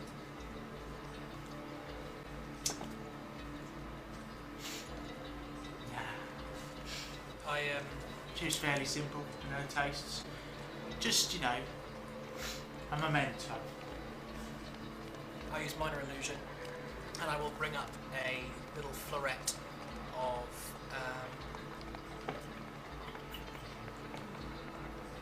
nice ragged robin. It's a little kind of pink flower that grows in kind of grassland, so it's quite hardy. And I will have a little bouquet of those, minor illusion, and I will kind of channel it on the table. Something a little like this. Well, that would be beautiful if you can find it. Yeah. Close it down. Do our very best. Alright, well, I'm going to tuck into this now. Cool. It's delicious. I'm sure it is. Hot, salty. It's been described as a surprise, a stew, and a soup. You should try this. This is very nice. You can't. Elberus will then. You can't try it. It's not No, rules. I've got much more important things to do. He will then sink all 3 shots of brandy, and I suppose after about 90 seconds becomes noticeably more at ease. Wonderful. Is there anything else you would like to do here in the town of Malin before you head out to Vermalen? Obviously, we get the bouquet of flower probably from Star Petals. We can do it. Yeah, because you need to get your I need to get beard. my beard kitted out. Yeah. Ready for death. Ready for death, exactly. Glorious death with a glorious beard. One of my ideals, actually. So, Hell yeah. yeah, I don't think there's anything else we can do. Just neck the ale and head out. Cool. I transfer the lemon juice into my water skin to take it for later. Yeah, he just squeezed some lemons for you. Lemonade, not so much, more just lemons. Yeah. More just really Yeah, I was more banking on it just being lemon juice. I take the freshly squeezed lemon juice, put it in my water skin, save it for later. That will be terrible for your teeth. I'm a kobold. I've actually seen kobolds chew through solid metal. Then maybe They it's can a chew good through thing to lemon. look These are really hard. up. Okay, fine. I understand. Things might be different on Mount Celestia, but down in Faerun, if it comes to it, you can bite through seal. In Mount Celestia, there is rarely anything you need to bite through. But you just not eat. Most things don't. Oh wow. Most things just get by on the Good vibes. you might say good vibes. I would say all-encompassing, benevolent aura of goodness. Good vibes. You know, It's good vibes, you know? Yeah, I get my indeed. power from like nature vibes, Oh. you know? So good is actually a source of nourishment. Yeah, I well, thought yeah. they just ate magic or something. I mean, well, it's quite difficult to cook magic. I suppose not you're by, right. by no means impossible. You know, you're not the sous chef to Olivion for 2,000 years without learning how to cook up a bit of magic. But here on the They prime do the fly material, devocation, you know? well, I'm down here looking for some new notes to influence my cooking and hopefully, you know, do a little bit of good, but mainly the cooking. You can take note Yeah, of that yeah. stew. It was actually really good. I shan't. I put a little bit of my water skin there just in case you get too much later. Disgusting. Oh, I don't like the fact that it's mixing with water as well. So now it's just thin, which is somehow worse. Do we head out to go to Vermalen? Yeah, well, we're heading to get a bit. It is a couple of... You make your way back to Astra, unless there's anything you want to gain from them additional. He furnishes you with a beautiful but somewhat hurried... It's mostly kind of spruce. You've got a very piney smell. He's gone for a late autumn into early winter kind of bouquet.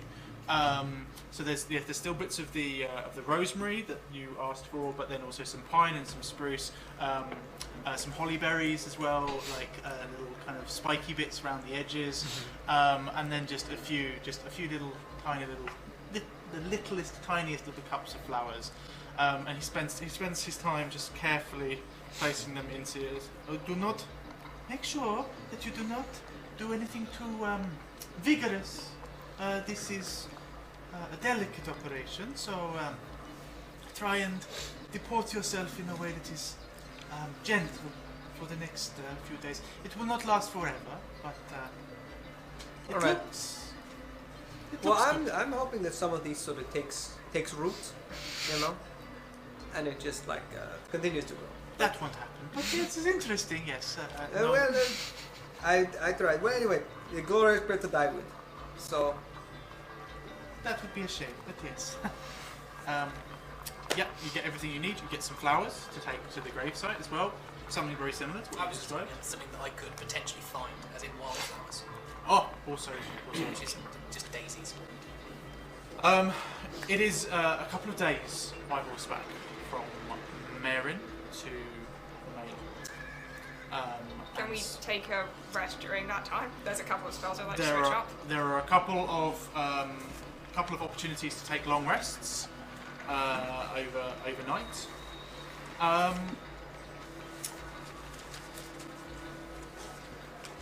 actually don't think there's anything I want to switch out. I think I've got the spells out. After 2 days of travel, you find yourselves at the foot of the mountains that now dominate your view ahead. It has got noticeably colder. A bitter wind kind of whips its way in and tumbles down over the peaks of the mountains.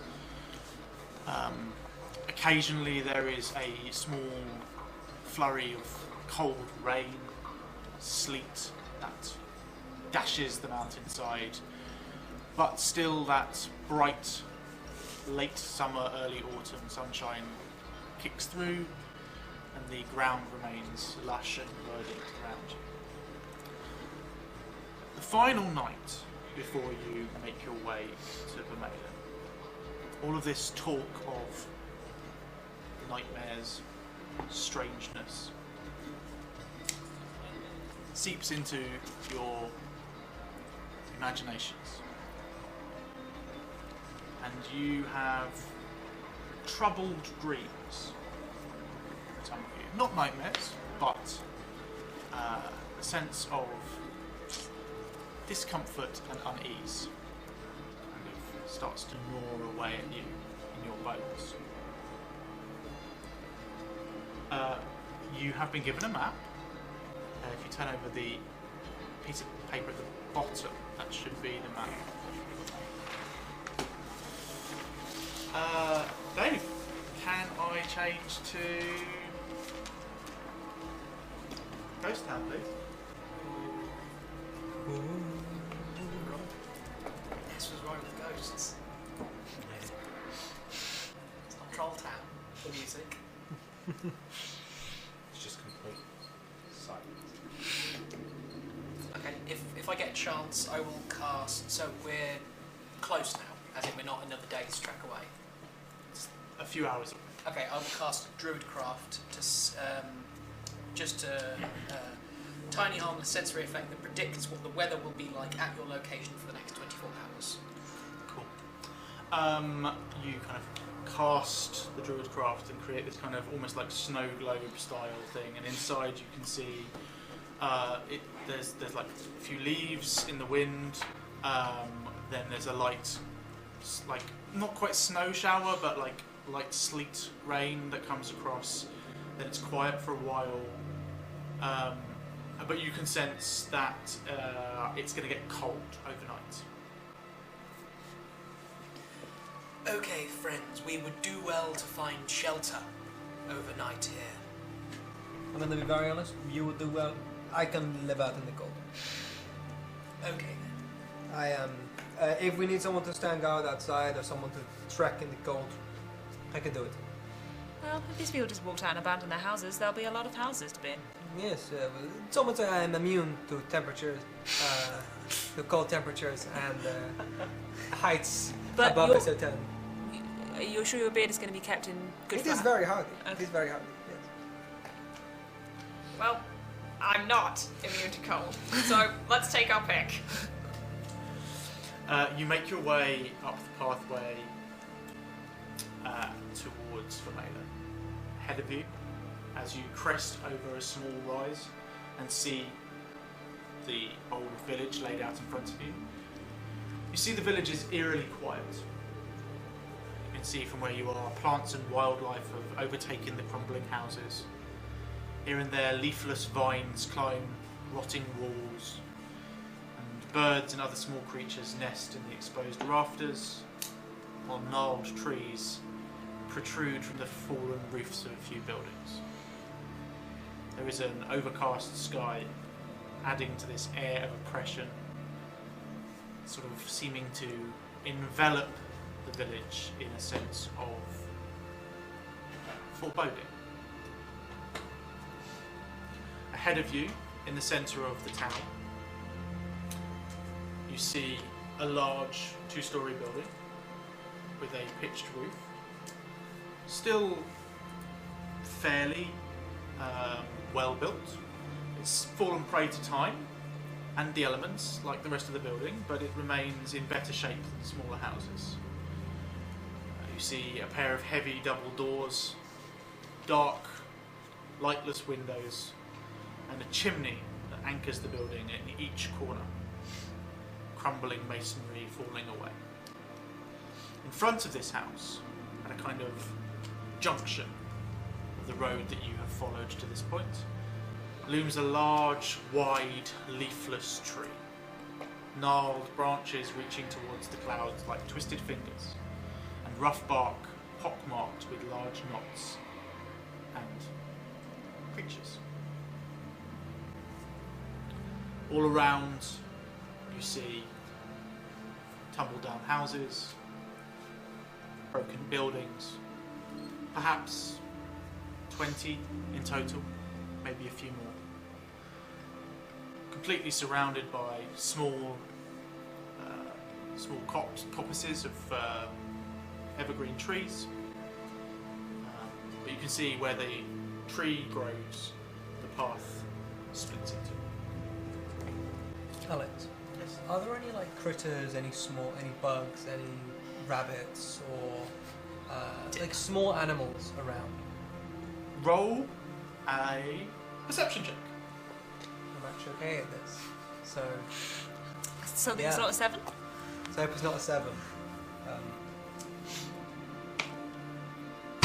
Natural 20. Way! First one. Well, In our home game, by the way, I always roll below a 10 on perception. Yes, yes. So, this is a big moment for me. I'm not gonna lie, this is a big moment for me. there is an abundance of wildlife. Small critters. You see some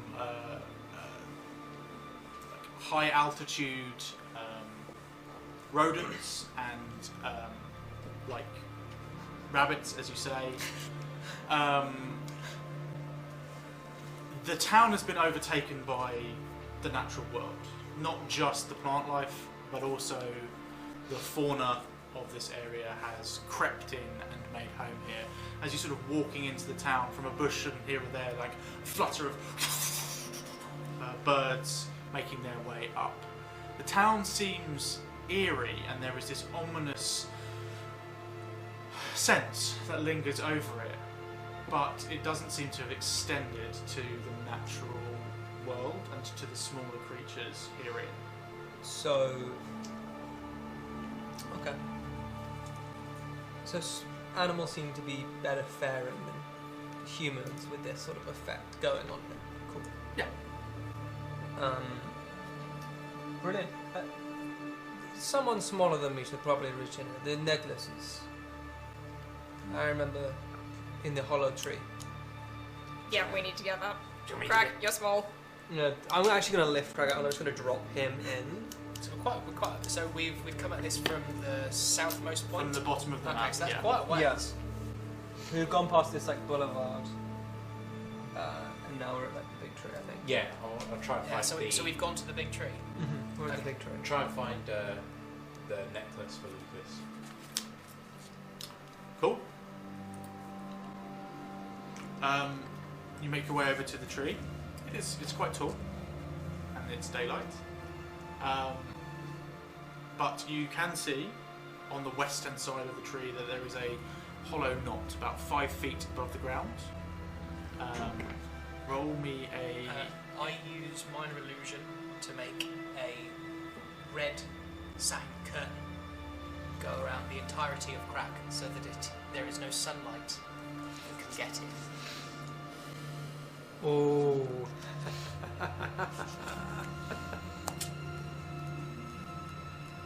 An illusion wouldn't have a shadow.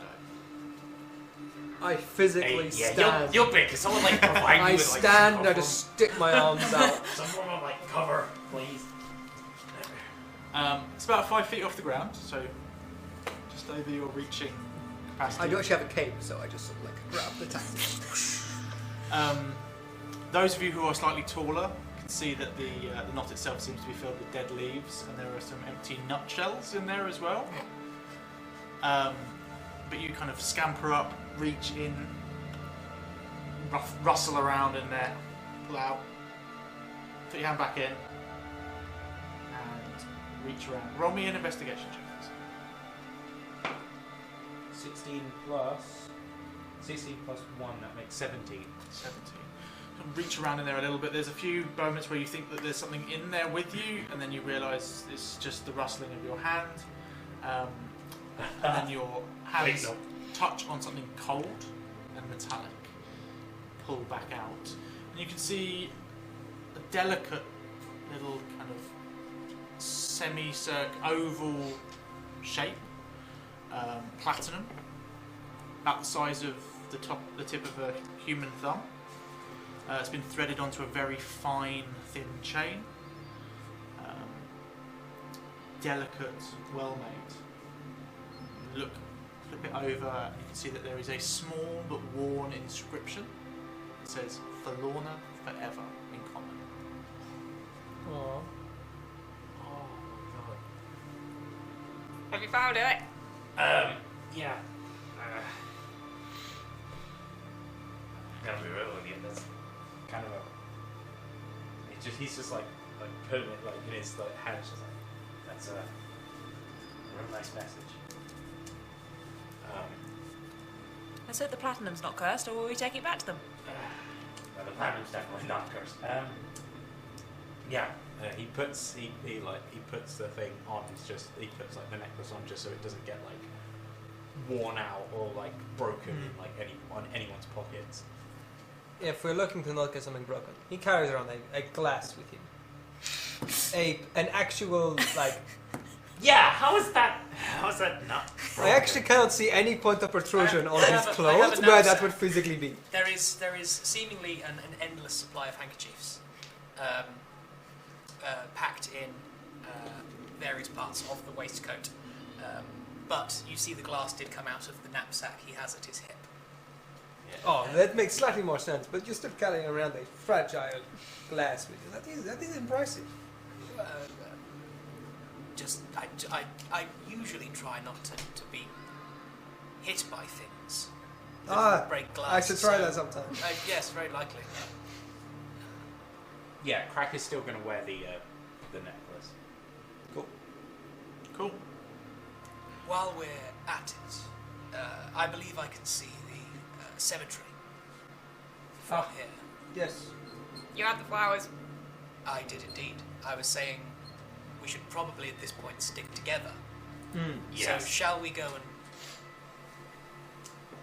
deposit these? Head towards the cemetery, graveyard. Indeed. Can everybody roll me a perception check, please? Is it daytime? It is daytime. That's a 1 for me. Well, that's Okay. that's not bad. 9. Perception. My luck is Another one. returned. Natural 1. 20. Oh, natural 20. Another one. 14. 14, 15. 15, natural 20, 9, Eight. natural 1. Cool. Unfortunately, because of my wisdom, it's a 19. Oh no. That's fine. Ahead of you, you see a crooked wrought iron archway. It stands at the entrance to the graveyard. Overgrown like the rest of the village. Headstones tumbled at odd angles, some completely fallen forwards and others totally overgrown. You also notice that some places have small cairns, little piles of rocks and stones, instead of inscribed headstones. mostly towards the back of the cemetery.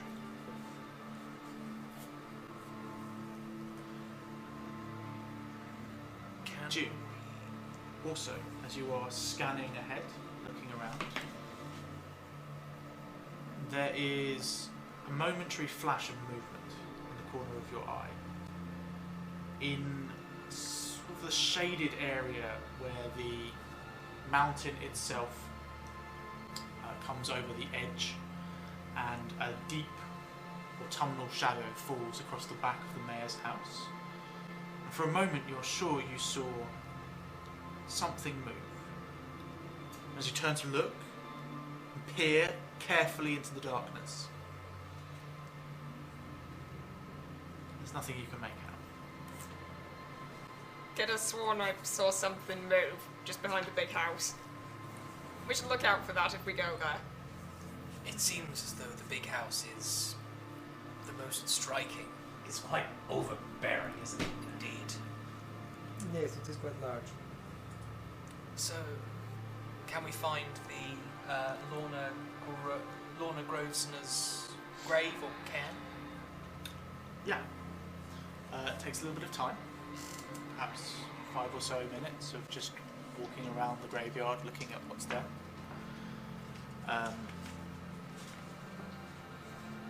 You notice that the headstones near the cairns all bear the same date of death, around 70 years ago.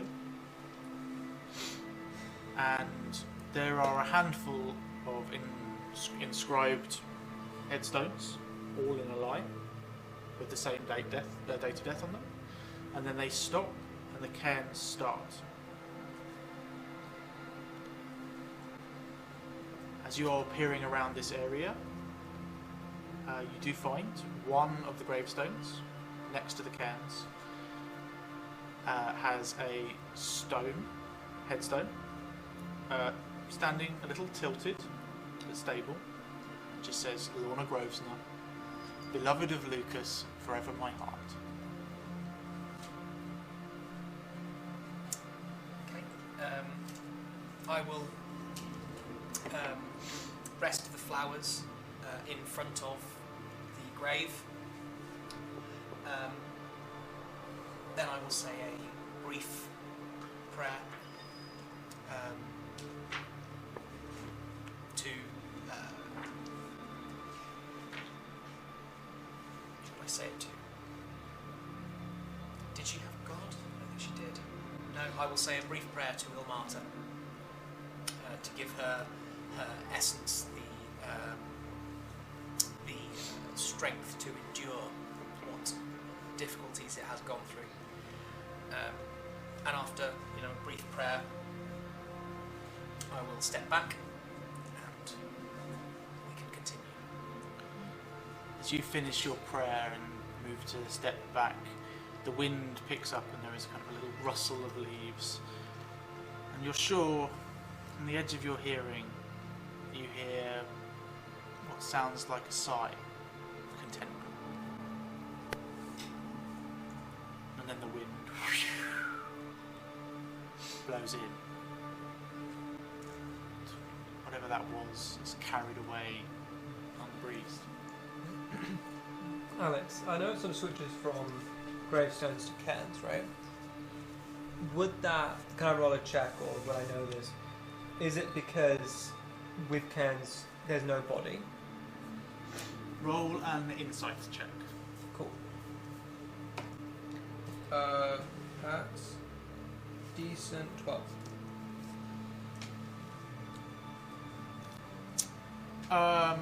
It could be. That can be a reason. The other reason could be that there were so many bodies at once that it would take so much time for a stonemason to carve headstones for everyone, and they wouldn't be able to just wait until that was done. And so in the interim they might want to place something to mark the place. whilst the stonemason goes about. Certainly, this is from what Lucas told you. His wife was part of the original disaster. She has a gravestone, which meant that must have been carved whilst Lucas was still there, because it's dedicated sort of to him a little bit. But it's possible that there could not be bodies there, but that's another logical reason. Cool. Do you magic type sense any ghosts here?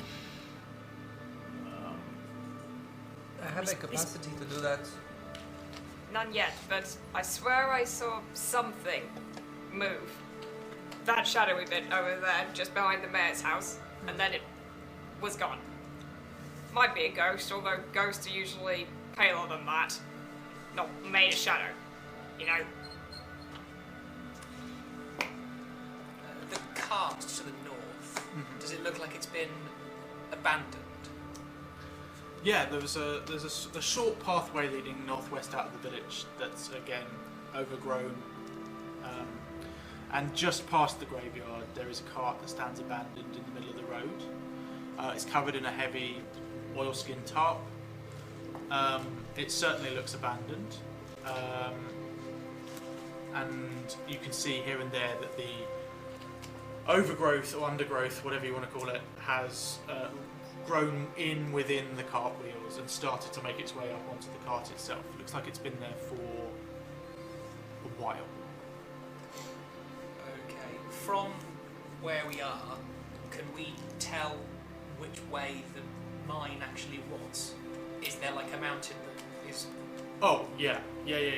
So, as you look, as you were coming in, when you got to the tree and looked off to the left to see the graveyard and the cart, looking off to the right went towards the mine, and you can just see sort of gaping hole in the mountainside to the northeast, with like a few old carts here and there. Just this pitch, inky black, even within the shadow of the mountains. Just a dark hole. Okay. I think we should investigate the large house at the centre of town, and if that doesn't bear fruit, I think we must unfortunately head into that rather ominous looking mine. Yeah, I'm cautious about... they said disappearances happened at night. So I'm cautious about being here after dark. At least before we can sort of figure out what's going on. I mean, if you go in the mine anyway, it's going to be dark, so... Yes, but we can assume it's like a nocturnal thing. No, And I'm I don't know, sure. I'm just... Honestly, I don't know. It's just they said the disappearances happen at night and... For security, we should make sure we always know where we are. We can see each other. At least most of us. How long Because is you can't it? look always at once. How long is it till nightfall? Nightfall itself is probably about 7 hours, 6 or 7 hours away. All right, that's decent. Also, we've got some time Loads then. of time. But you can also tell that because of the mountains where you are here, the sun will drop behind the mountains and throw this area into darkness or into like shadow before the light goes from the sky. Cool. So in truth, we have about 4 to 5 hours. Less than that.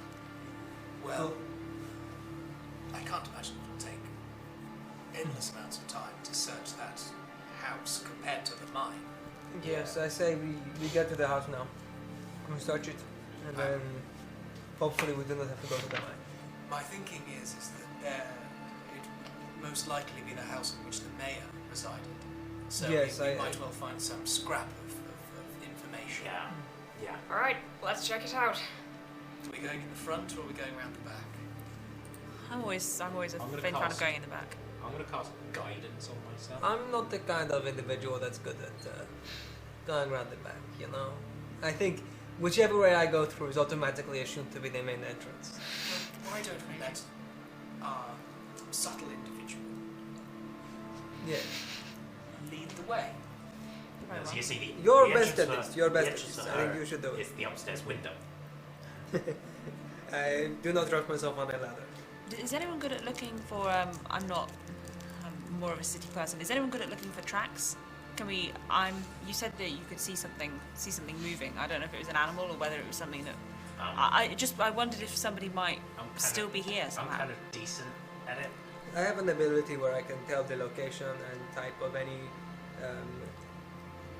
creature that is not on this not from this plane. As long as they're within a certain area. That's very specific. It is very specific. It comes in handy though, especially in instances like this where you're dealing with just these kind of things. So I assume you want someone to roll like a survival check. Yeah, basically. I've got a +3, but I'm not proficient. I have 0.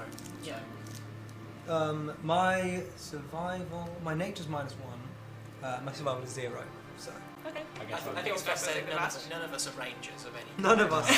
So, I'll roll a survival check just to see. Yeah, Ness What wants is you to it? kind of look around for tracks, like around the house. That you basically, checking to see if anyone's in before we break into Yeah. the house, Yeah. just in case it is like a normal Yeah. person. Roll survival with guidance. Yes, that's a +4. For D4. That shouldn't have signed that one. So 8 + 3, 11 + 1, 12. 12. There are a few animal tracks here and thereabouts. They're specifically around the house, yeah? Yeah, also around the house. There is a sign of some human footprints. You have no idea how long ago they were here. They look weathered and old. But other than that, just the sign of animals and growth. Yeah, guys, I don't think anyone's in. I think we're safe to head in. Right, who wants to open the door? Why don't we let, as I said, our subtle individual Yes. lead the way? So You we should don't just go in first. we don't just barge you. Very well. Stand back then. I'm just imagining a 7'8", just like standing very quietly by the door. Listen, I am full green. I can really blend in with like trees and bushes. My friend, Well, if that's all you there. hug the tree, you might blend with the tree. Hugs the tree. Armor gets a little bit browner. I'm like a chameleon. Like a really bad, really loud chameleon that smells. The smell. You're opening the door? Checking the door first, see if it's locked or captured. Roll an investigation check. 7. 7. What is it with 7s today? Exactly. Doesn't seem to be locked. Doesn't seem to be trapped. Just seems to be closed. In which case, yeah, I will creak it open and creep in as quietly as I can. The door cracks open, and then it creaks on rusty old hinges. You peer in. You can see that dust covers everything in this wide hallway. Here and there, moth-eaten cloaks hang from hooks on the left-hand wall. You can see to the left and right short hallways branch off into the gloom, and ahead of you, stairway leads up to the second floor, with a door beneath the stairs, leading, you assume, to a backyard. It is dim in here. The dust has built up inside and outside on the windows.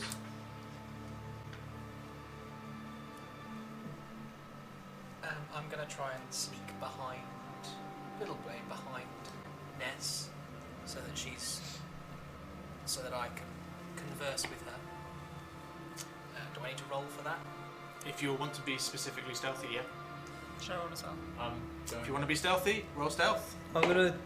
Before you went in, probably would have asked you to make it clear to me when I should come in. Okay. Because I will tell you right now, I have disadvantage and a minus 2 Yeah, to it's stealth. fine. I've just rolled a 2 plus. Oh, great. Plus 7 is 9. So I'm going to cast Bless on myself, Elberin, and June. And that's attacks and saving throws. Yes. Cool. It's also a skill check. that's a No, 5. it's not skill checks, but you never know with like this kind of. 5 stealth. 4 stealth. 7. 7. No, not 9. Sorry, everyone. I'm going to enter and be stealthy. I got 7. Yeah, I like we do this. Okay, what happens is we go. Then you go. Oh, should we go in? Not yet. Don't come in yet. We're going through quietly. That's an 11 for stealth. Oh man, you got disadvantage. Nailed it. Does Elberus understand Oh, that yeah. we have basically flubbed stealth? Oh yeah, I roll at disadvantage. As the door goes,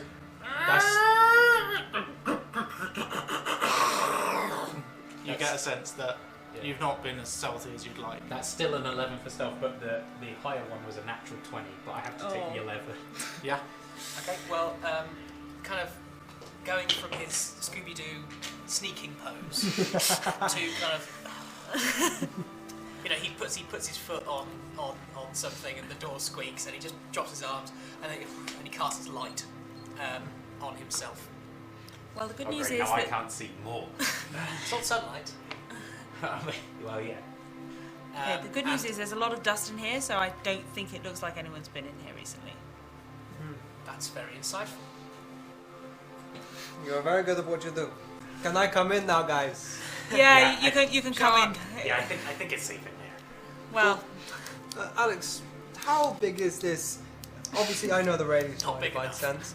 At what point, where would I need to be to get like a good vibe check of the whole house? Sort of like for the bad Divine vibes. sense does not include any creatures that are in full cover. Okay, if it's not in full cover, cool. So being How long like does it- upstairs counts as. Cool. I thought it was just a radius. No, I'm pretty sure the ability says not in full cover. And it lasts what, a minute? If I'm right? I think it's instant for that one moment. It's like kind of. Oh, it's like a. I may be So wrong. nice. I'm willing to double check that. Mhm. What is it? Divine Divine Sense. Sense. It'll be a paladin ability, right? Yeah. Yeah, it definitely excludes creatures in full cover. Yeah. I play think I Paladin quite remember often, reading so I that. know that. Fine, good. There's a smile there. That's unfortunate. Okay, so If we think we see it, then I can just use that. We'll be able to get a good check. we can then start to make our way through. As I say, I am shining. What's the marching order? So Alex doesn't have to ask. well, Ness is up at the front and will stay so unless anyone. You should probably go at the back. Well, it depends which way do we think we're going to be attacked from. I'll go Right. second. What's to say we're going to be attacked? We have no idea. Which way if do we there's think something- danger might approach? Everywhere. Wherever you Everywhere, go. simultaneously. I'll go in the middle. It means I can get to wherever I need to be the fastest. I'll be at the back then. So that puts you two in second or fourth. I'll go second. I'll go fourth. Cool. Ness, June, Gathaka, Elberus, Crack. Yeah. Where are you headed? Ness will try and head out upstairs. Probably will be basically just thinking kind of like office. As you make your way in and up the stairs, the other map is useful to all of you. That is the inside of this house. Exciting. Bit look around. That's not how I thought that was spelled. That kind of fits one of my DC.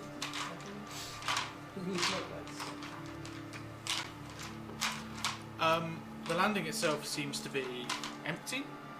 There are 4 closed doors at the top of the stairs. A large entryway gapes from across the hall to the south. Yeah, I'll head that way unless anyone is stopping me. So we're heading into the little kind of parlour bit upstairs. Yeah, basically, Yep. coming in and then going direct sort of south. Make your way into what appears to be a library. Shelves filled with books line the walls, and 4 wingback chairs sit around a low table in the centre of the room. Wide bank of windows to the south affords a panoramic view of the dilapidated houses of the village, beyond the twisting branches of the tree in the front yard. Oh, fantastic! Now this is where I belong. I immediately start going to inspect the shelves, like what condition are these books in, and do any of them look like they might have relevant information? Roll an investigation check Can I help? with advantage. Nice. Oh, very nice. 25. 25, nice. The shelves hold books of all sorts, tomes on history, treatises on business, thin volumes of folk tales, and grand sweeping novels. There is an entire section on arcane theory, containing books about other planes of existence. Several open books lie on the table, with notes scribbled on bits of paper between their pages. There are a number of different topics that you can see open, including the effects of physical and emotional trauma, nightmares, and mysterious disappearances. Seemingly out of place in comparison to all of the other topics, a book about the Feywild and its sundry creatures holds a single note tucked in, written in a shaky hand. It reads, "Could this be the answer?"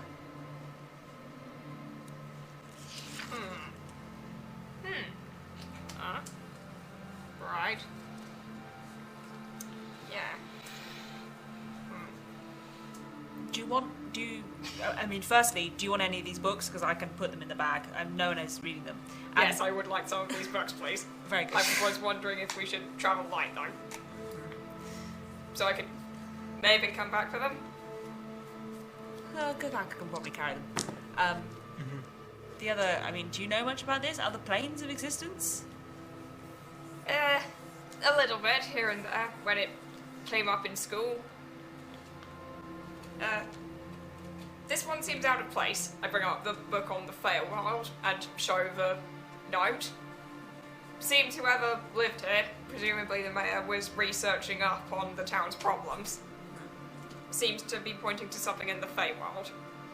I have a quick flick through the book to see if there's anything jumping off the page about creatures that cause nightmares. You flick through it quickly and looking at, also considering where the piece of paper was in the book, and you note that it marks a page with an entry entitled Meanlock. Meanlocks are described, there's a little picture of them. They look like a kind of small bipedal version of a kind of cockroach or a beetle of some description, but they walk on two legs, long spindly arms, pincer-like talons at the front of their torso, at the front of their face. There are a few drawings and a few bits of information saying that Meanlocks are corrupted fey creatures, that they spontaneously manifest in response to fear in places where the border with the Feywild is thin. It goes on to note that Meanlocks create more of their kind by transforming humans or humanoids through a process of psychic torment that takes hours or days. It says they live in subterranean nests and are sensitive to bright light, can sense shadows and darkness. Or like not just special. This seems likely. Well, I guess Ugly things, aren't they? I guess there's good news and bad news. The good news is that I feel more confident killing a physical thing than a ghost. The bad news is that if it turns people into them, then there's a whole town out there that's not there anymore, and I now worry are living in this Yeah, I case. think only like 11 people got out of town or something like that. Probably more, but it's still like at least 50. I do not think we're going to be able to slaughter it. Then like, again, 50. maybe they don't last that long. Maybe they have a short maybe they're lifespan. extremely old now. Exactly, like a bunch of frail old Meanlocks with crawling at us. What are you gonna do, Gramps? Hit us with a cane then? We don't know how big they are either. That is a very good point. I mean, if they are, Does the book say how big they are? if they are beetle-sized, then There's a picture of it, but They there's could no, live in the beer if they there's did no this. reference. There's no banana for scale. There's no standard reference pair, so it's hard Typical. to work out Damn exactly. Fate what Wild they are. books. No, Those tricky Fae. no consideration for the metric system. I'd like you know anything about that. Who has the highest passive perception? Grand total of 12. Definitely Anyone not me. beat I that? have 13. 10. 13! Do what? Wow. Okay. Okay.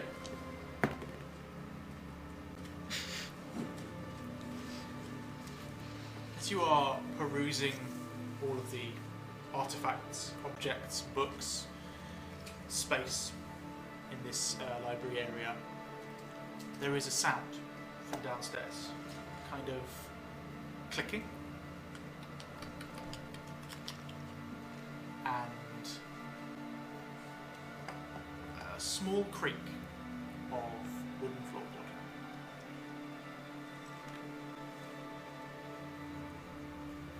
Crack immediately, headset. I cast Shillelagh. Wait a minute. Doesn't the sneaky one want to take a beat Too first? late, running. Can I physically restrain Crack by just holding his head? So he's doing that thing where he's running and you lift his head.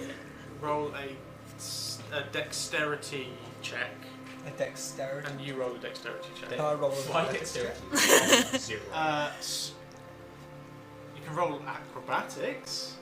My You're moving, you're reacting quickly, and he's reacting I'm not very good at quickly. that. Okay, let's see how this goes. Can I add guidance to this? No. A modified 1 axe. I wonder if he can beat that. 10.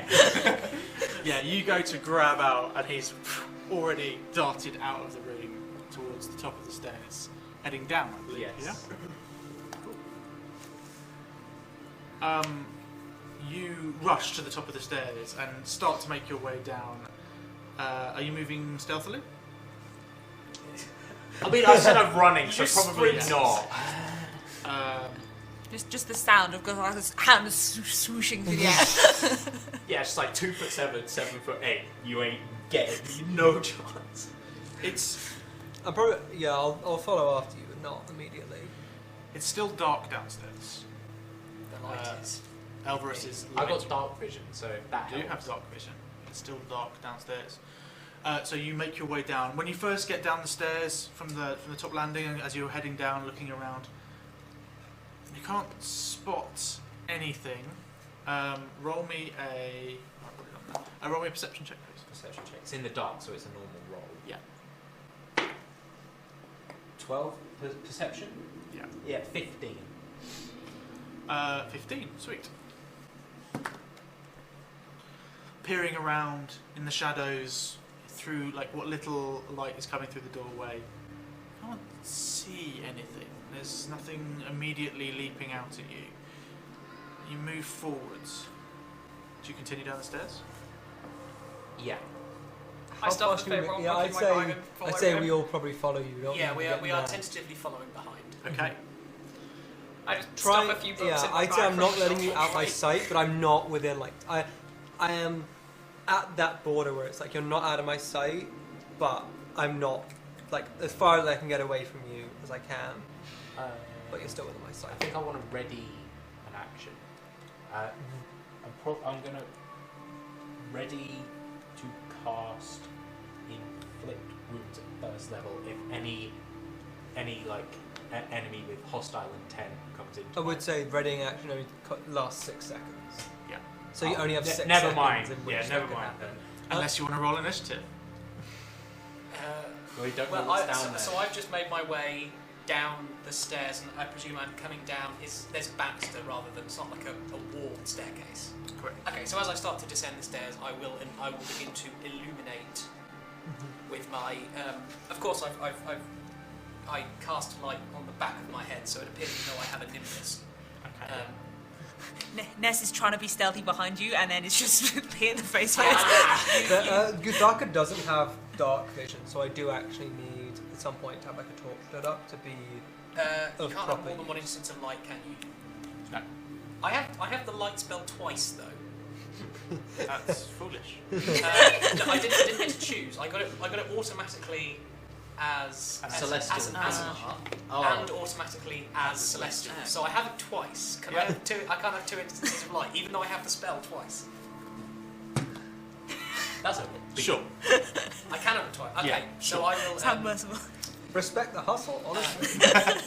I thought that was just like a wasted thing, but as it turns out, I channel intense energy, and my nimbus kind of starts to fade. Ooh, and then my tall friend, where would you like there to be light on your person? Hold out the sword. I reach out and I cast Prestidigitation on a small part of the sword, and then I touch the sword, and the sword begins to glow. Okay, well, that's going to take at least 30 seconds to do prestidigitation, react, talk. Okay, well, I mean, assuming that nothing just interrupts this process. So, Moving. crack. Yeah. You make your way down in the darkness, Yes. peering around. I need you to roll me a wisdom saving throw. Wisdom saving throw. I'm blessed. Yes, You are. Yeah, I blessed the three of us. That's mine. Wisdom saving throw. And I should. It does only last a minute, but I'll allow it. And it's been about, 30 seconds? Oh my word! You won't believe this. Nat 20, so 25 plus 4, 29. Peering around, looking strained, and there's this like chill that makes its way down your spine. You're used to chills in the air. Shake it off, and a few seconds later, as the others make their way down the stairs behind you, peering around, a light bursts out from the sword as it comes down the stairs, and illuminated in the area, dotted in the corner here, and another in the corner by the door. You see these small creatures, maybe about 2.5 feet tall, long, clippy hands, like lobster claws, arms all thick, covered in dark, thick hair that kind of sticks out and spiky. At the front of their head, which is a bulbous, like kind of half head, half back, hunched back, thin, skinny legs and waist. There's these big head with these kind of little thin horns that taper to a point, a couple of eyes peering out, kind of milky white, and then these claws that kind of stick out the front of their mouth, all barbed and spiked, kind of hunched over, and they kind of look up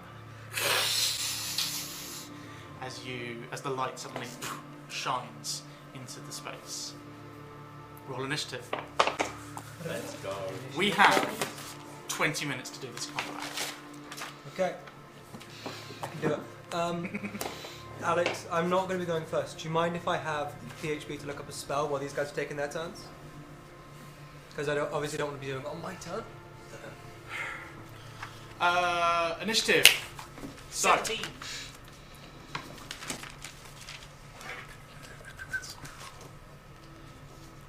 17. Ness.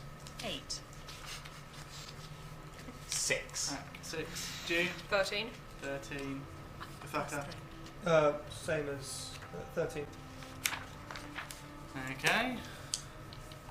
You don't love going last. It's like the one that actually just. I have high dex, so I probably go first. I just rolled 2 natural ones. Happens sometimes. Okay, that's fine. They were both surprised. Somehow, despite the wizard arguing about lying upstairs. So just to set the scene quickly, because I don't have a map, the space itself is small. The ground floor, probably only about 25 feet across, maybe about 20 feet deep. It's a small downstairs space, and they are tucked in the corners.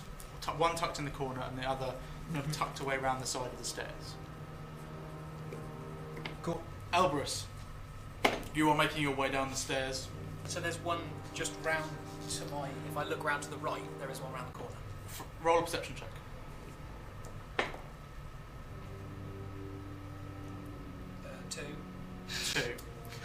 From where you are, with the light behind you and the light of the sword in front of you, all you see is the glowing radiant aura of light and goodness. I mean, that's good. That's good. I That's like good, that's good. Living Do peacefully. I see the one in front?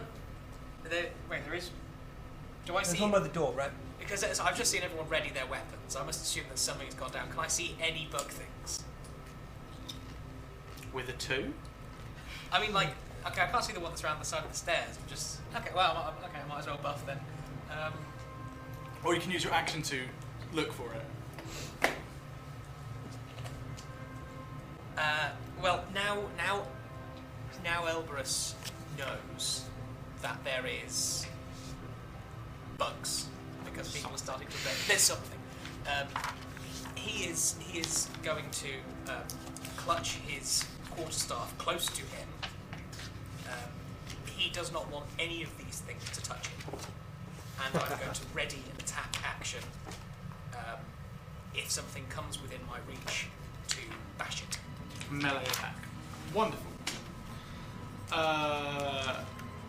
June and Gathaka, who has the highest dex? Probably you. June. What would you like to do? Do I see them? Roll me a perception check. 16. The one by the front door. You spot.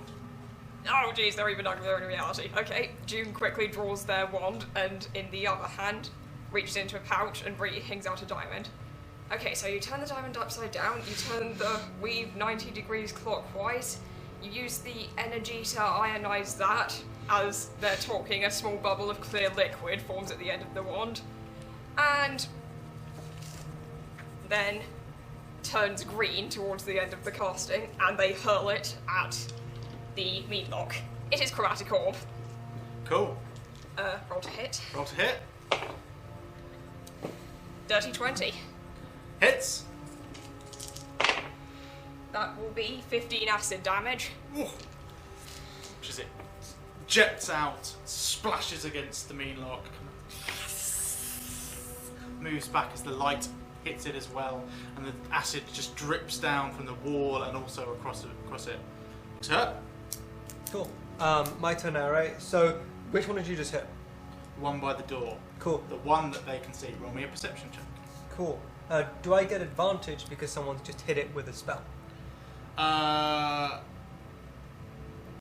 No, because what I'm doing at the moment is, as you're rushing downstairs, Oh. this is kind of like the passive, what am I seeing as I rush down Yeah, the stairs? for sure. This is an 8. An 8.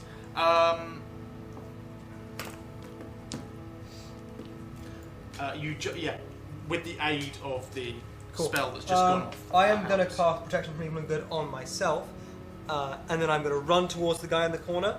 Obviously, that is an action. I don't have any bonus action, so I'm just going to run towards it, and I'm just going to position myself between it and the party. Cool. He's going to have a harder time hitting me than as anyone else, and then that's my turn. Cool. Ness. Perception. Yeah. 15. 15. Yeah, you can see the one by the door Okay. that Gathaka's just run down and puts up on. How far away is that? 20 feet or so. Okay. But with a big beefy paladin now Hawking. In the way. in the way slightly. Well, can I do a rapier stab sort of round them? Oh yeah. Because Yeah. I will go and try and do that. Roll to hit. Bad. 12.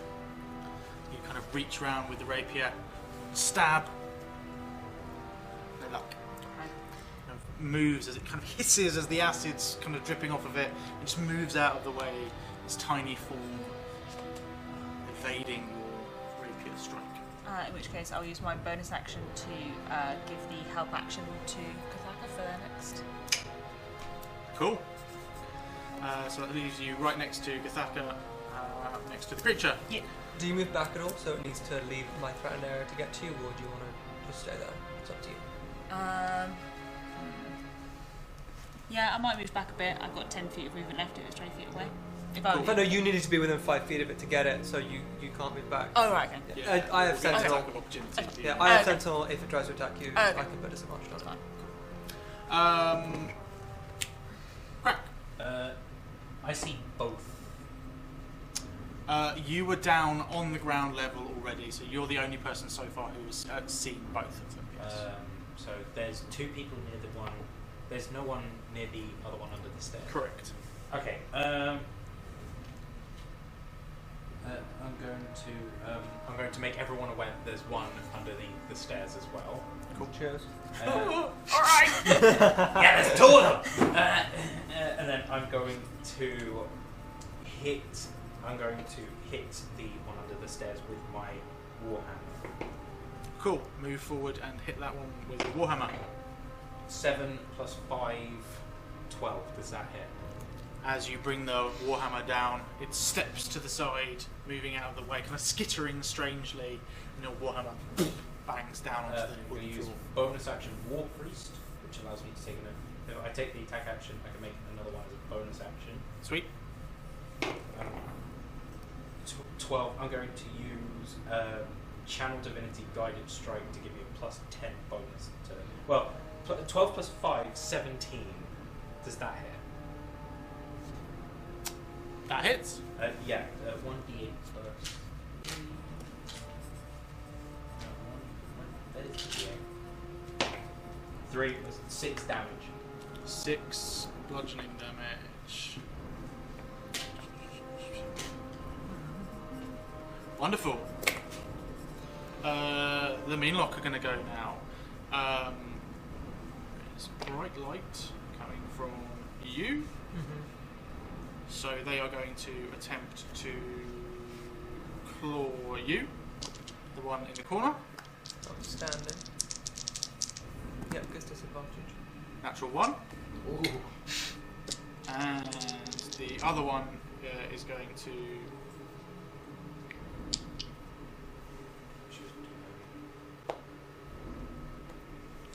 Can't do that.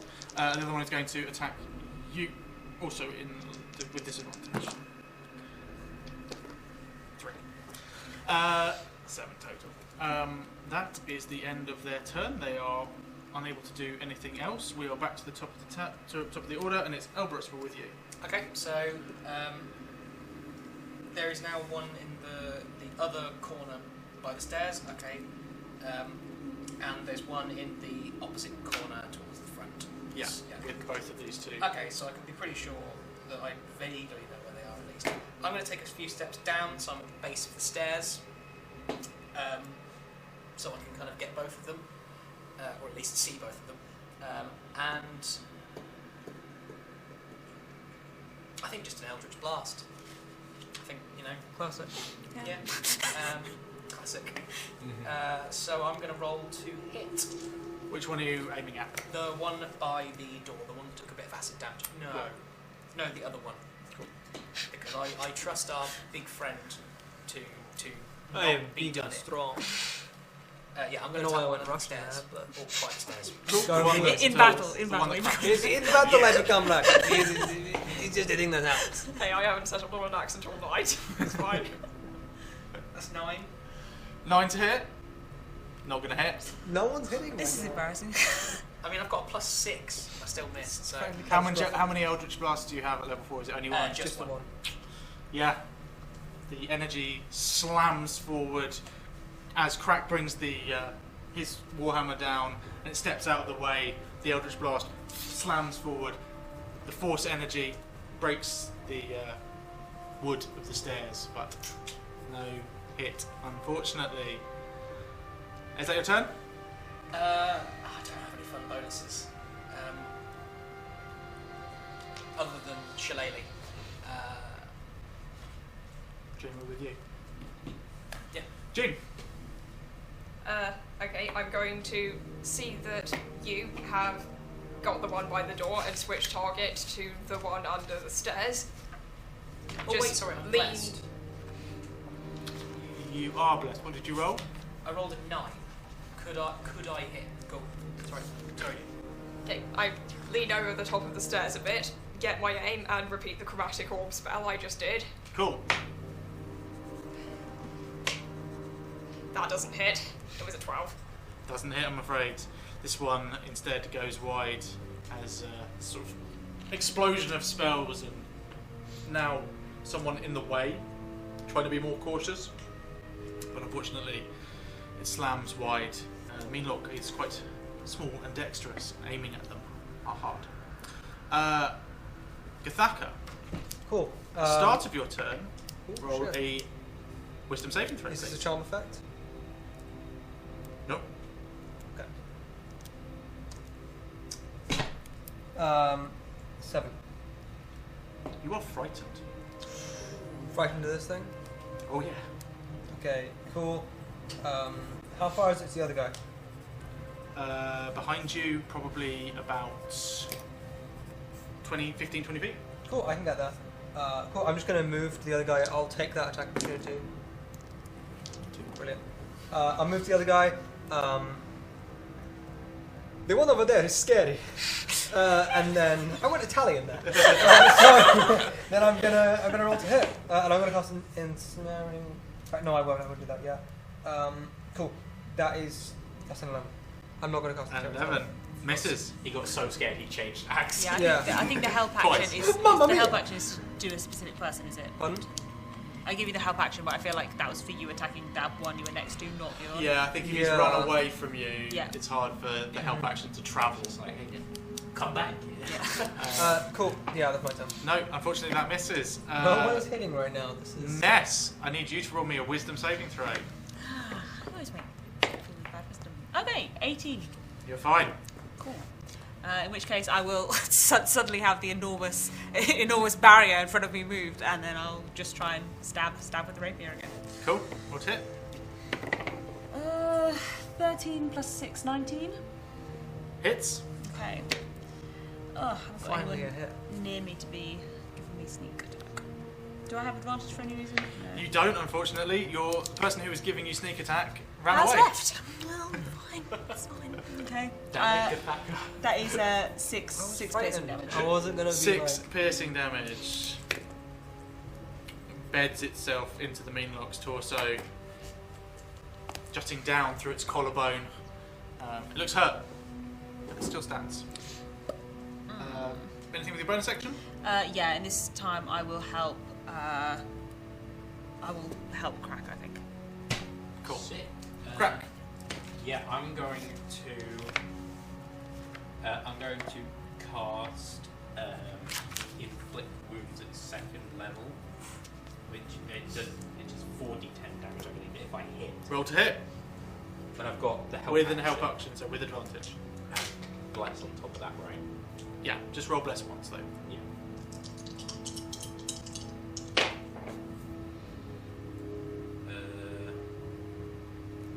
I am going to use Channel Divinity Guided Strike for this one. So How I many got- uses of child divinity do you have? I have one, and I didn't use it for that one. So I have okay. one.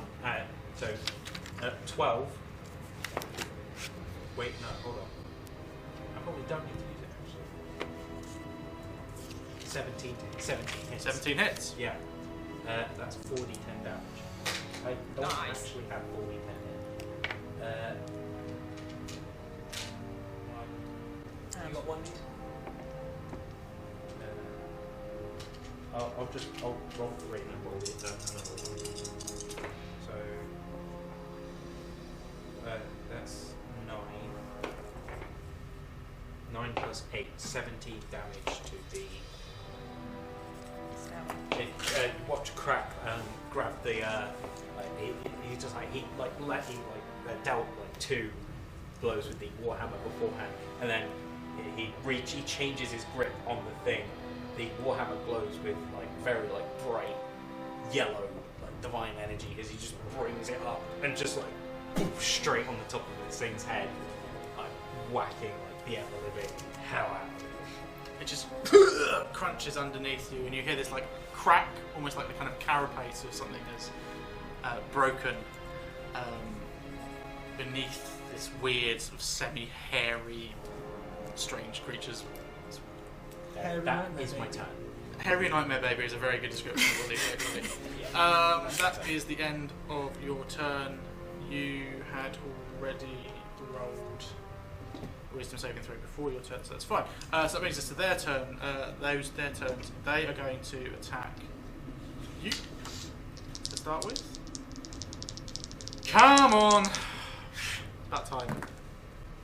Nope. Oh wow. And I haven't rolled, with disadvantage, I haven't rolled on a dice above a 5. I mean, that's been me most of the session. Yeah, it's been all of us doing it. Great start.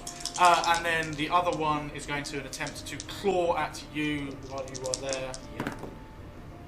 That's more like it. 17 and a 19, so that is going to be a 21 to hit. That hits. You're going to take 2d4 slashing damage for 7 slashing damage, and I need you to make me a Constitution saving throw. Constitution saving throw. Blessed still. Yes. I'll re-roll that because I had to stop it.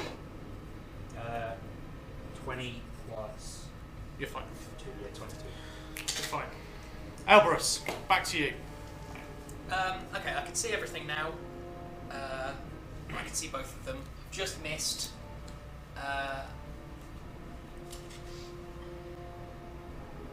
Go over here and get your hands dirty.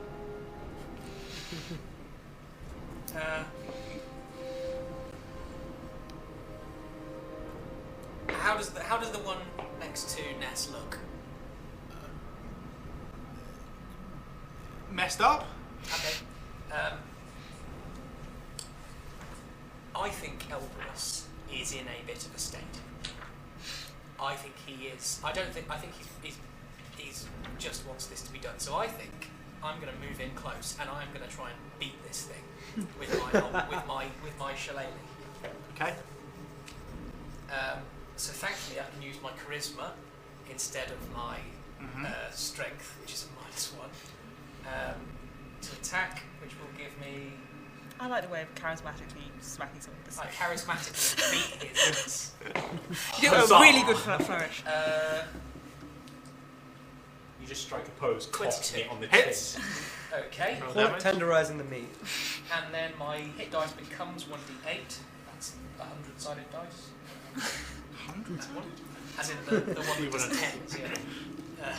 60 damage.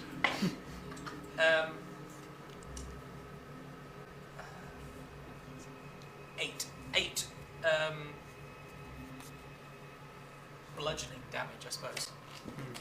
That is magical. If these things have a bludgeoning. resistance, which we don't know they don't.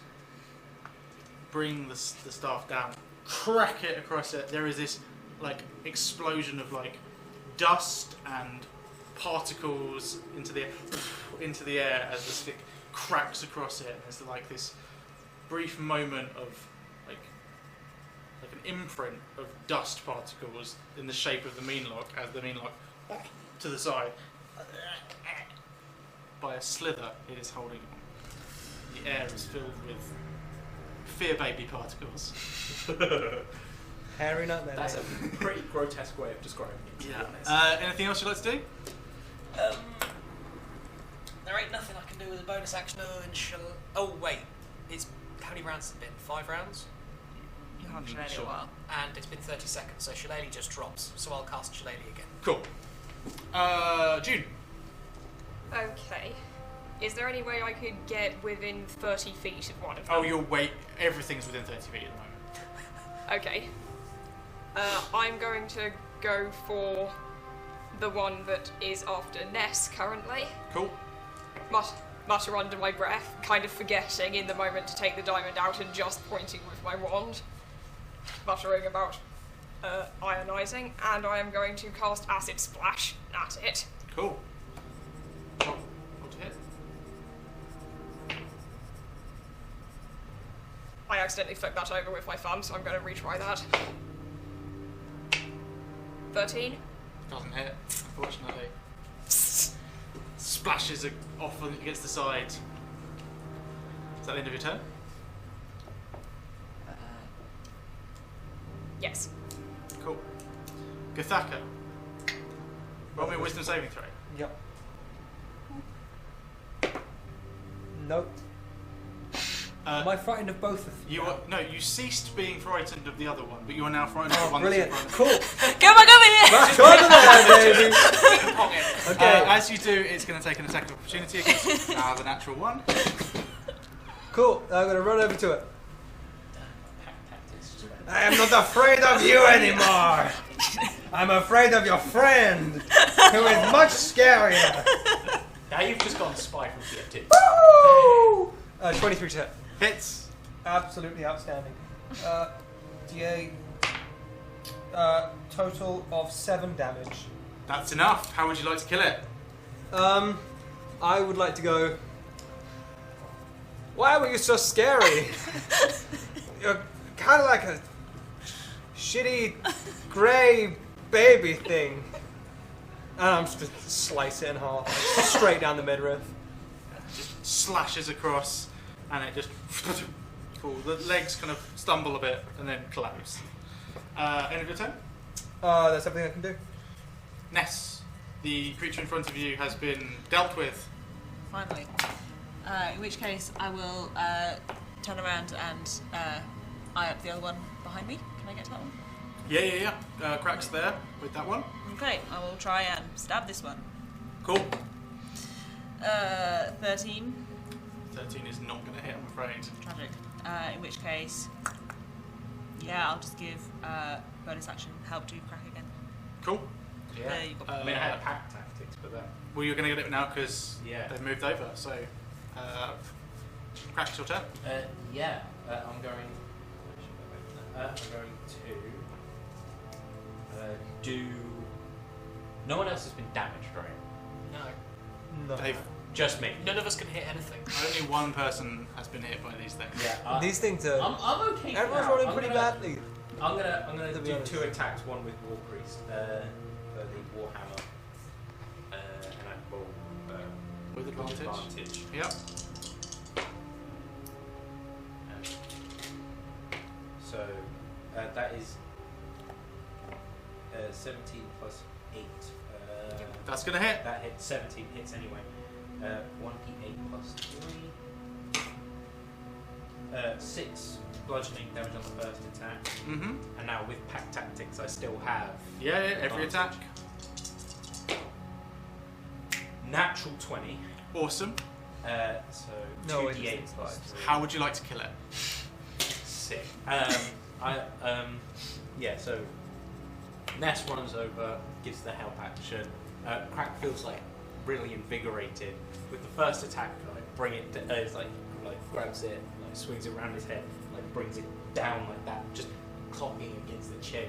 And then when it's like moving down that way, Crack just like seizes the opportunity and like gets it on the rebound. It like head just like spins straight off.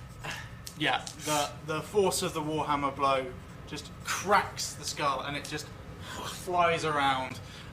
The 2 mandibles out of its jaws. One of them just breaks off and like sticks into the wall as it just collapses down onto the ground. And you watch as you look at both of them kind of shrivel up a little bit, and kind of become a little husk-like.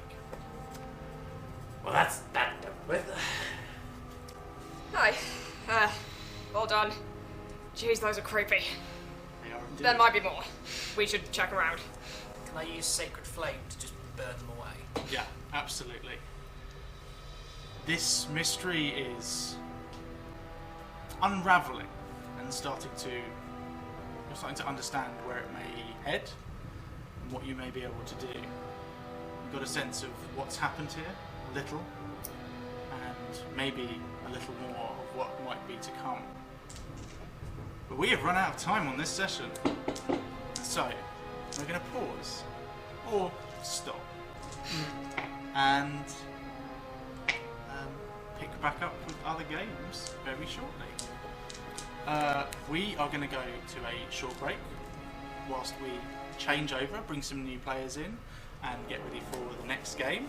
But we'll see you back here in about 10 or 15 minutes with our next game, which I will also be running, which is called Stone the Crows. You're in for a treat. See you after the break.